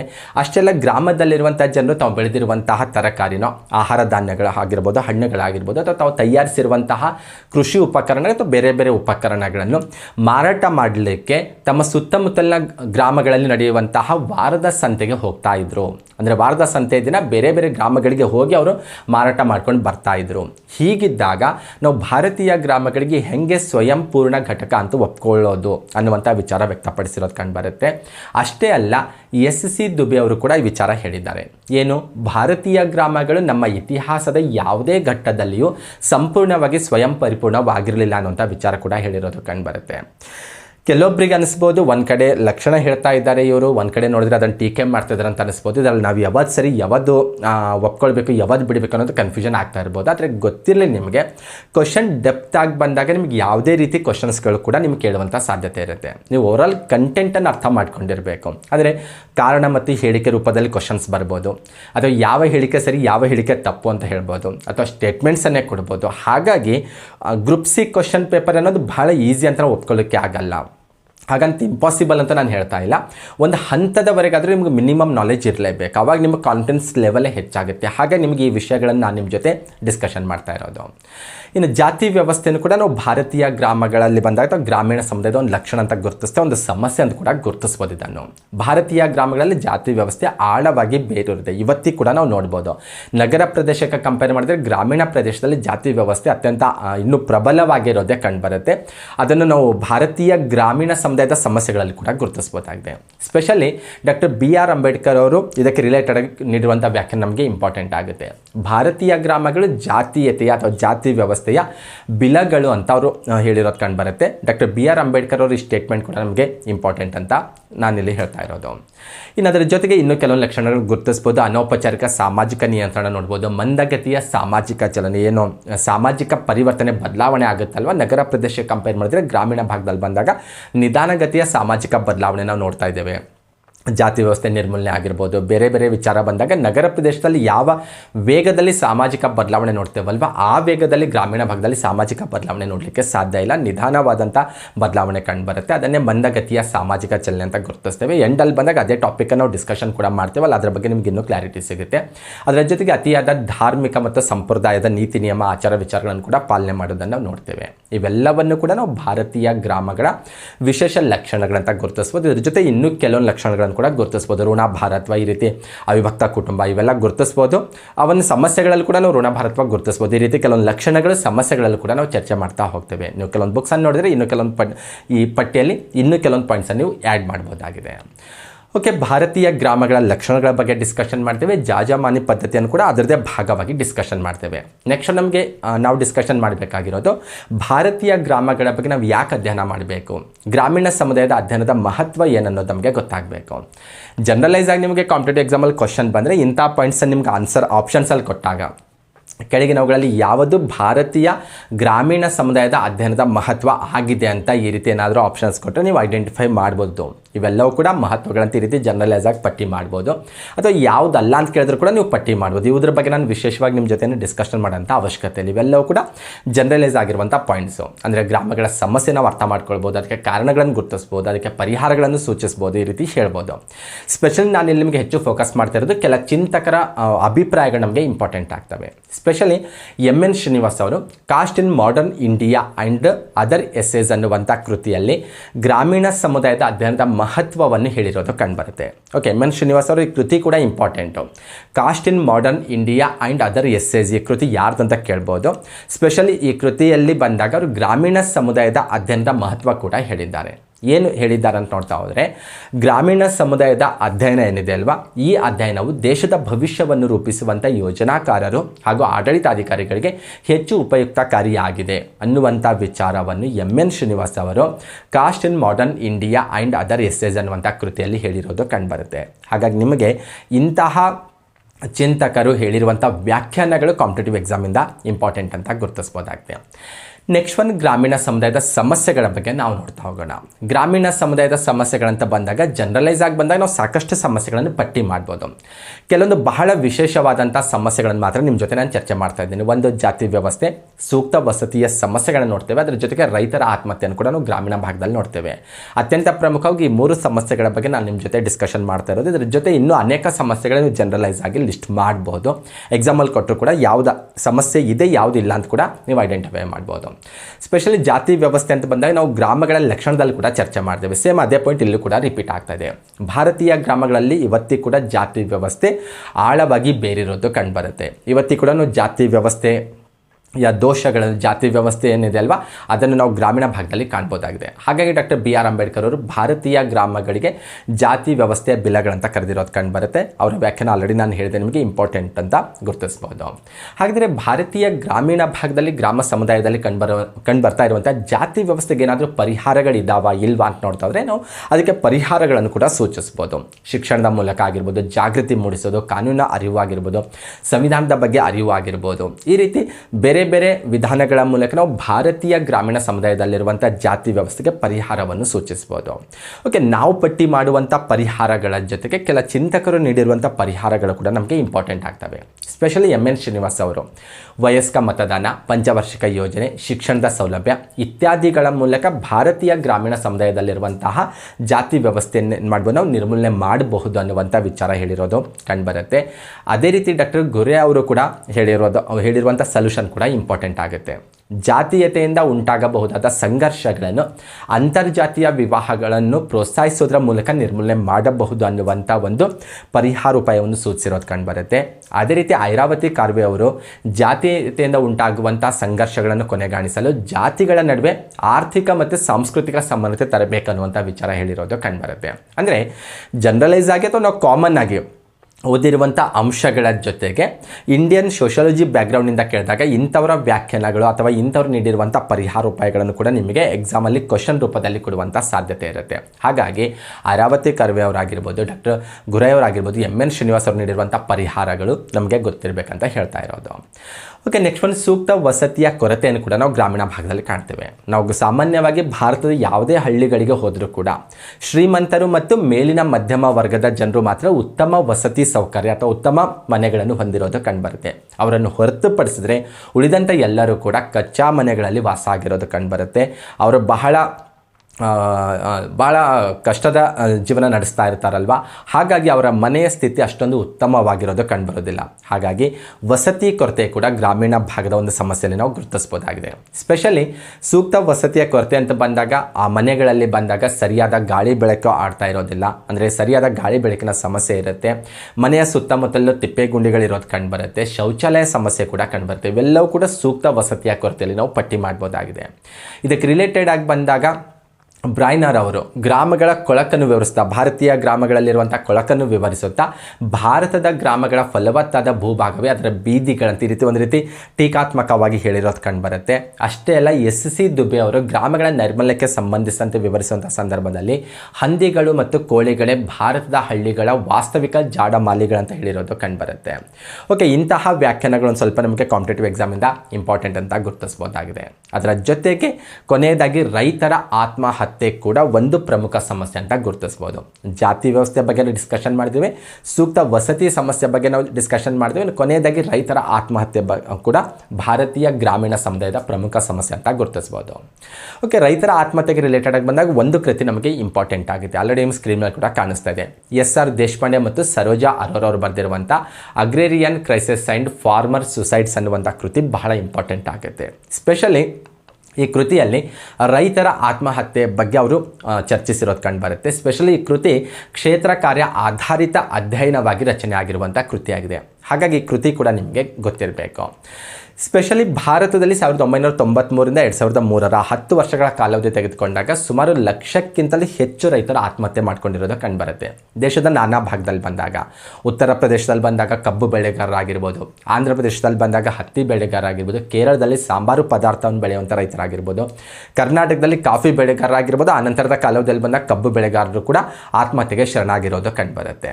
ಸ್ಪೆಷಲಿ ಈ ವಿಚಾರಕ್ಕೆ ಬಂದಾಗ ಕರ್ನಾಟಕದಲ್ಲಿ ರೈತರ ಆತ್ಮಹತ್ಯೆ ಪ್ರಕರಣಗಳು ಯಾವಾಗ ಆರಂಭ ಆದವು ಅಂತ ನೋಡ್ತಾ ಹೋದರೆ 1998ರಿಂದ ಆತ್ಮಹತ್ಯೆ ಪ್ರಕರಣಗಳು ಕರ್ನಾಟಕದಲ್ಲಿ ಆರಂಭ ಆಗಿರೋದು ಕಂಡುಬರುತ್ತೆ. ಸ್ಪೆಷಲಿ 1998-99 ಕಾಲಾವಧಿಯಲ್ಲಿ ಬಂದಾಗ ಬೀದರ್ನಲ್ಲಿ ತೊಗರಿ ಬೆಳೆಯುವಂಥ ರೈತರು ಆತ್ಮಹತ್ಯೆಗೆ ಶರಣಾಗೋದು ಕಂಡುಬರುತ್ತೆ. ಅಂದರೆ 98-99 ಕಾಲಾವಧಿಯಲ್ಲಿ ಬಂದಾಗ ತೀವ್ರ ಬರಗಾಲದಿಂದಾಗಿ ಬೀದರ್, ಕಲಬುರಗಿ ಭಾಗದಲ್ಲಿ ಬಂದಾಗ ಅನೇಕ ತೊಗರಿ ಬೆಳೆಗಾರರು ಆತ್ಮಹತ್ಯೆಗೆ ಶರಣಾಗ್ತಾರೆ. ಹಾಗಾಗಿ ಕರ್ನಾಟಕದಲ್ಲಿ ರೈತರ ಆತ್ಮಹತ್ಯೆ ಪ್ರಕರಣಗಳು ಆರಂಭ ಆಗಿದ್ದು 1998ರಲ್ಲಿ ಬೀದರ್ನಲ್ಲಿ ತೊಗರಿ ಬೆಳೆಯುವಂಥ ರೈತರ ಆತ್ಮಹತ್ಯೆಯೊಂದಿಗೆ ಗುರುತಿಸಲಾಗುತ್ತೆ. ಅಂದರೆ ಆರಂಭಿಕ 2 ವರ್ಷಗಳ ಕಾಲಾವಧಿಯಲ್ಲಿ ಆತ್ಮಹತ್ಯೆ ಪ್ರಕರಣಗಳು ಹೆಚ್ಚಾಗಿ ಕರ್ನಾಟಕದಲ್ಲಿ ಬೀದರ್, ಕಲಬುರಗಿ, ಅದು ಇವತ್ತಿನ ಯಾದಗಿರಿ ಕೂಡ ಅದರ ಪಾರ್ಟ್ ಆಗಿತ್ತು. ಆ ಸಮಯದಲ್ಲಿ ಬಂದಾಗ ಆ ಭಾಗದಲ್ಲಿ ಹೆಚ್ಚು ಆತ್ಮಹತ್ಯೆ ಪ್ರಕರಣಗಳು ದಾಖಲಾಗಿರೋದು ಕಂಡುಬರುತ್ತೆ. ಇದಕ್ಕೆ ಕಾರಣ ತೀವ್ರ ಬರಗಾಲ ಅಂತ ಗುರುತಿಸೋದು.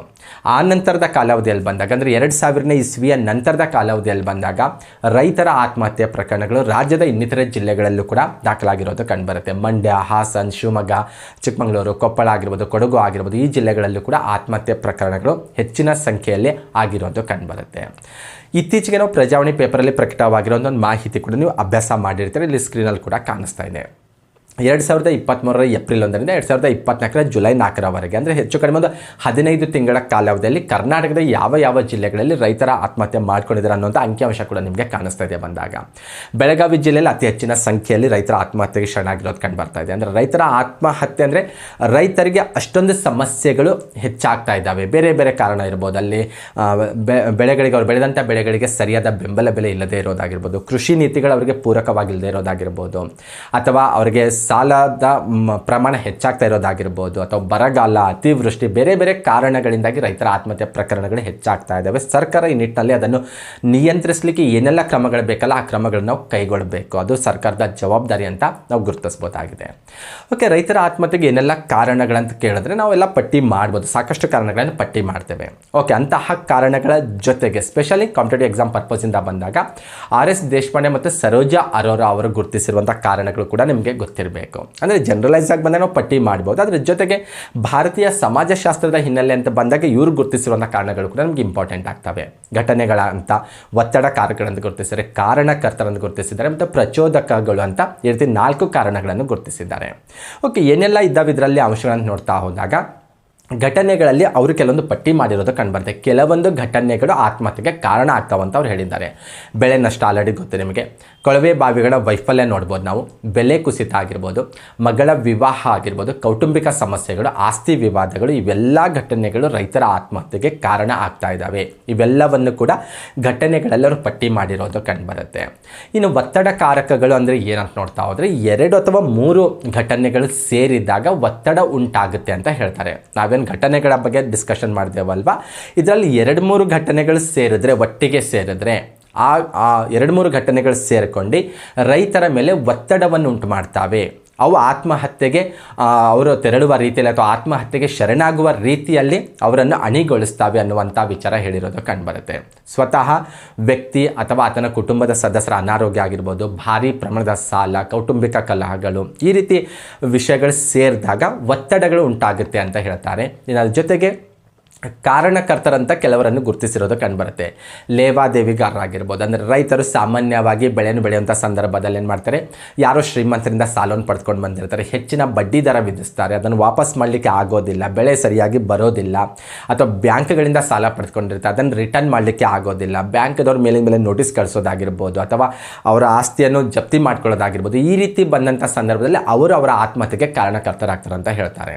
ಅಷ್ಟೇ ಅಲ್ಲ, ಕುಟುಂಬದ ಸದಸ್ಯರಾಗಿರ್ಬೋದು, ಸಂಬಂಧಿಕರಾಗಿರ್ಬೋದು, ಅವರ ಮಿತ್ರರಾಗಿರ್ಬೋದು, ರೈತರಲ್ಲಿ ಅಭದ್ರತೆ ಮೂಡಿಸುವುದರ ಮೂಲಕ ಅವರ ಆತ್ಮಹತ್ಯೆಗೆ ಕಾರಣರಾಗ್ತಾರೆ ಅನ್ನುವಂಥ ವಿಚಾರ ಕೂಡ ಇವ್ರು ಹೇಳಿರೋದು ಕಂಡುಬರುತ್ತೆ. ಇನ್ನು ಪ್ರಚೋದಕಗಳಂತ ಕೂಡ ಒಂದು ಕಾರಣ ಗುರುತಿಸಿರೋದು ಕಂಡುಬರುತ್ತೆ. ಏನು ಪ್ರಚೋದಕಗಳಂತ ನೋಡ್ತಾ ಹೋದರೆ, ಘಟನೆಗಳು ಮತ್ತು ಒತ್ತಡ ಕಾರಕಗಳ ಹಿನ್ನೆಲೆಯಲ್ಲಿ ಕಾರಣಕರ್ತರು ಅನಪೇಕ್ಷಿತವಾದ ಘಟನೆಗೆ ಪ್ರಚೋದಕ ಸಂದರ್ಭವನ್ನು ಸೃಷ್ಟಿಸಬಹುದು ಅನ್ನುವಂಥ ವಿಚಾರ ಕೂಡ ಅವ್ರು ಹೇಳಿರೋದು ಕಂಡುಬರುತ್ತೆ. ಈ ರೀತಿ 4 ಕಾರಣಗಳನ್ನು ಅವ್ರು ಗುರುತಿಸಿರೋದು ಕಂಡುಬರುತ್ತೆ. ಅಷ್ಟೇ ಅಲ್ಲ, ಎಮಿಲಿ ಡರ್ಕೈಮ್ರವರ ಪ್ರಕಾರ ಆತ್ಮಹತ್ಯೆಯು ಸಾಮಾಜಿಕ ವಿಘಟನೆಯ ಸೂಚಕವಾಗಿದೆ ಅನ್ನುವಂಥ ವ್ಯಾಖ್ಯಾನ ಕೂಡ ಅವರು ಹೇಳಿದ್ದಾರೆ.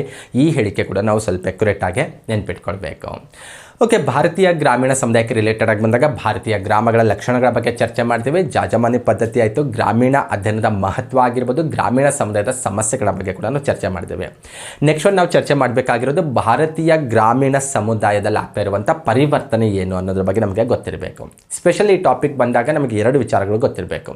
ಒಂದು, ಪರಿವರ್ತನೆಗೆ ಕಾರಣವಾದ ಅಂಶಗಳು ಯಾವಂತ ಗೊತ್ತಿರಬೇಕು, ಮತ್ತು ಪರಿವರ್ತನೆಯ ಸ್ವರೂಪ ಕೂಡ ನಮಗೆ ಇಂಪಾರ್ಟೆಂಟ್ ಆಗುತ್ತೆ. ಪರಿವರ್ತನೆಗೆ ಕಾರಣವಾದ ಅಂಶಗಳು ನೀವೇ ಪಟ್ಟಿ ಮಾಡ್ಬೋದು. ಶಿಕ್ಷಣ ಆಗಿರ್ಬೋದು, ಉದ್ಯೋಗ ಆಗಿರ್ಬೋದು, ಅಥವಾ ತಂತ್ರಜ್ಞಾನದ ಬಳಕೆ ಆಗಿರ್ಬೋದು, ಅಥವಾ ಜಾಗತೀಕರಣ ಏನಿದ್ದಾವಲ್ಲ ಅವೆಲ್ಲವನ್ನು ಕೂಡ ನಾವು ಪಟ್ಟಿ ಮಾಡ್ತಾ ಹೋಗ್ಬೋದು. ಹಾಗಾಗಿ ನನ್ನ ಕಾರಣಗಳ ಬಗ್ಗೆ ಹೆಚ್ಚು ನಿಮ್ಮ ಜೊತೆ ನಾನು ಚರ್ಚೆ ಮಾಡ್ತಾ ಇಲ್ಲ. ಸ್ಪೆಷಲಿ ಪರಿವರ್ತನೆಯ ಸ್ವರೂಪ ನಮಗೆ ಇಂಪಾರ್ಟೆಂಟ್ ಆಗಿದೆ. ಭಾರತೀಯ ಗ್ರಾಮೀಣ ಸಮುದಾಯ ಯಾವ ಸ್ವರೂಪದಲ್ಲಿ ಪರಿವರ್ತನೆ ಆಗ್ತದೆ ಅಂತ ನೋಡ್ತಿದ್ರೆ ಅತ್ಯಂತ ಪ್ರಮುಖವಾಗಿ 3 ಸ್ವರೂಪದಲ್ಲಿ ಪರಿವರ್ತನೆ ಆಗ್ತಾ ಇರೋದು ಕಂಡುಬರ್ತಾ ಇದೆ. ಕೃಷಿಯಿಂದ ಕೃಷಿಯೇತರ ಚಟುವಟಿಕೆಗಳಿಗೆ ಗ್ರಾಮೀಣ ಸಮುದಾಯ ಚಲನೆ ಆಗ್ತಾ ಇರೋದು ಕಂಡುಬರ್ತಾ ಇದೆ. ಗ್ರಾಮಾಂತರ ಪ್ರದೇಶದಿಂದ ಜನರು ನಗರ ಪ್ರದೇಶಗಳಿಗೆ ವಲಸೆ ಹೋಗ್ತಾ ಇರೋದು ಕಂಡುಬರ್ತಾ ಇದೆ. ಓಕೆ, ವಲಸೆ ಅಂತ ಬಂದಾಗ ಸಾಕಷ್ಟು ಬೇರೆ ಬೇರೆ ರೀತಿ ವಲಸೆ ನೋಡ್ತೇವೆ ನಾವು. ಅದರಲ್ಲಿ ಸ್ಪೆಷಲಿ ಇಂಡಿಯನ್ ಸೊಸೈಟಿ ಅಂತ ತೆಗೆದುಕೊಂಡಾಗ ಗ್ರಾಮಾಂತರ ಪ್ರದೇಶದಿಂದ ನಗರ ಪ್ರದೇಶಗಳಿಗೆ ವಲಸೆ ಹೋಗೋದು ಗ್ರಾಮೀಣ ಸಮುದಾಯದಲ್ಲಿ ಕಂಡುಬರ್ತಾ ಇರುವಂಥ ಪರಿವರ್ತನೆಯ ಸ್ವರೂಪದಲ್ಲಿ ಒಂದಂತ ನಾವು ಗುರುತಿಸ್ಬೋದು. ಅಲ್ಲಿ ಗ್ರಾಮದಿಂದ ಗ್ರಾಮಕ್ಕೆ ವಲಸೆ ಕೂಡ ಗುರುತಿಸ್ತೇವೆ. ಆದರೆ ಭಾರತೀಯ ಗ್ರಾಮೀಣ ಸಮುದಾಯದ ಪರಿವರ್ತನೆ ಅಂತ ಬಂದಾಗ ಗ್ರಾಮದಿಂದ ನಗರಕ್ಕೆ ವಲಸೆ ಬರೋದು ಕೂಡ ಒಂದು ಸ್ವರೂಪದಲ್ಲಿ ಪಟ್ಟಿ ಮಾಡಬಹುದು. ಅದರ ಜೊತೆಗೆ ವಿಶೇಷ ಆರ್ಥಿಕ ವಲಯಕ್ಕೂ ಕೂಡ ಪರಿವರ್ತನೆ ಆಗ್ತಾ ಇರೋದನ್ನು ನಾವು ನೋಡಬಹುದಾಗಿದೆ. ಇನ್ನು ಕೊನೆಯದಾಗಿ ಗ್ರಾಮಗಳ ವರ್ಗೀಕರಣದ ಬಗ್ಗೆ ಒಂದು ಸ್ವಲ್ಪ ನಿಮಗೆ ಗೊತ್ತಿರಬೇಕು. ಅಂದರೆ ಗ್ರಾಮಗಳನ್ನು ನಾವು ಬೇರೆ ಬೇರೆ ರೀತಿಯಲ್ಲಿ ವರ್ಗೀಕರಿಸಬಹುದು. ಎಲ್ಲ ಗ್ರಾಮಗಳು ಒಂದೇ ರೀತಿ ನಮಗೆ ಕಂಡು ಬರೋದಿಲ್ಲ. ಆ್ಯಕ್ಚುಲಿ ಬಂದಾಗ ಸಾಕಷ್ಟು ವಿಭಿನ್ನವಾಗಿ ಗ್ರಾಮಗಳಿರೋದು ಕಂಡು ಬರುತ್ತೆ. ಸ್ಪೆಷಲಿ ಇಲ್ಲಿ ಬಂದಾಗ ಕೆಲ ಚಿಂತಕರ ಅಧ್ಯಯನವನ್ನು ನಾವು ತೆಗೆದುಕೊಂಡಾಗ HJ ಪೀಕ್ ಅವರು 3 ಪ್ರಕಾರದ ಗ್ರಾಮಗಳನ್ನು ಗುರುತಿಸಿದ್ದಾರೆ, ಅಥವಾ 3 ಪ್ರಕಾರವಾಗಿ ಭಾರತೀಯ ಗ್ರಾಮಗಳನ್ನು ವರ್ಗೀಕರಿಸಿರೋದು ಕಂಡುಬರುತ್ತೆ. ಯಾವ ಬೇಸ್ ಮೇಲೆ ಜನರ ವಸತಿ ಶಾಶ್ವತವಾಗಿದ್ದಾರೆ ಆ ಗ್ರಾಮದಲ್ಲಿ ಅಥವಾ ಶಾಶ್ವತವಾಗಿಲ್ವಾ ಅನ್ನುವಂಥ ಅಂಶವನ್ನು ಬೇಸ್ ಆಗಿಟ್ಕೊಂಡು HJ ಪೀಕ್ ಅವರು 3 ಪ್ರಕಾರದ ಗ್ರಾಮಗಳ ವರ್ಗೀಕರಣ ಮಾಡಿದ್ದಾರೆ. ಅಂದರೆ ವಲಸೆ ವ್ಯವಸಾಯ ಗ್ರಾಮಗಳಂತ ಗುರುತಿಸಿದ್ದಾರೆ, ಅರೆ ಶಾಶ್ವತ ವ್ಯವಸಾಯ ಗ್ರಾಮಗಳಂತ ಗುರುತಿಸಿದ್ದಾರೆ, ಶಾಶ್ವತ ವ್ಯವಸಾಯ ಗ್ರಾಮಗಳಂತ ಗುರುತಿಸಿದ್ದಾರೆ. ಆ ಹೆಸರಲ್ಲೇ ಗೊತ್ತಾಗುತ್ತೆ ನಿಮಗೆ ಏನಿದೆ ಅದರಲ್ಲಿ ಭಿನ್ನತೆ ಅಂತ ಅಥವಾ ಬ್ರೀಫಾಗಿ ನೋಡ್ಕೊಂಡು ಬರೋದಾದರೆ, ವಲಸೆ ವ್ಯವಸಾಯ ಗ್ರಾಮ ಅಂದರೆ ಈ ಗ್ರಾಮಗಳಲ್ಲಿ ವಾಸವಾಗಿರುವಂಥ ಜನರು ವರ್ಷದ ಕೆಲವೇ ತಿಂಗಳುಗಳ ಕಾಲ ಮಾತ್ರ ಗ್ರಾಮದಲ್ಲಿ ವಾಸವಾಗಿರ್ತಾರೆ, ಅಲ್ಲಿಂದ ಮತ್ತೊಂದು ಗ್ರಾಮಕ್ಕೆ ವಲಸೆ ಹೋಗ್ತಾರೆ. ಅಂದರೆ ಜನರು ವರ್ಷದ ಕೆಲವೇ ತಿಂಗಳುಗಳ ಕಾಲ ಮಾತ್ರ ನಿಗದಿತ ಮನೆಗಳಲ್ಲಿ ವಾಸ ಆಗಿರ್ತಾರೆ. ಇಂಥವುಗಳಿಗೆ ವಲಸೆ ವ್ಯವಸಾಯ ಗ್ರಾಮಗಳಂತ ಗುರುತಿಸಲಾಗುತ್ತೆ.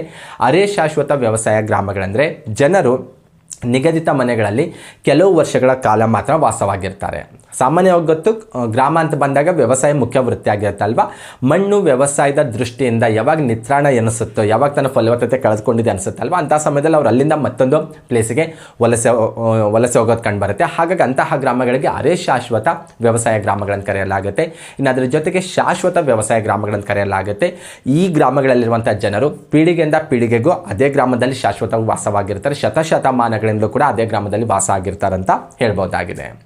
ಓಕೆ, ಈ ರೀತಿ HJ ಪೀಕ್ ಅವರು 3 ರೀತಿಯ ಗ್ರಾಮಗಳನ್ನು ವರ್ಗೀಕರಿಸಿರೋದು ಕಂಡು ಬರುತ್ತೆ. ಅದೇ ರೀತಿ ಮಿಡ್ಜನ್ ಅವರು ಜನಸಾಂದ್ರತೆಯನ್ನು ಬೇಸ್ ಆಗಿಟ್ಕೊಂಡು 2 ರೀತಿಯ ಗ್ರಾಮಗಳನ್ನು ವರ್ಗೀಕರಿಸಿರೋದು ಕಂಡು ಬರುತ್ತೆ.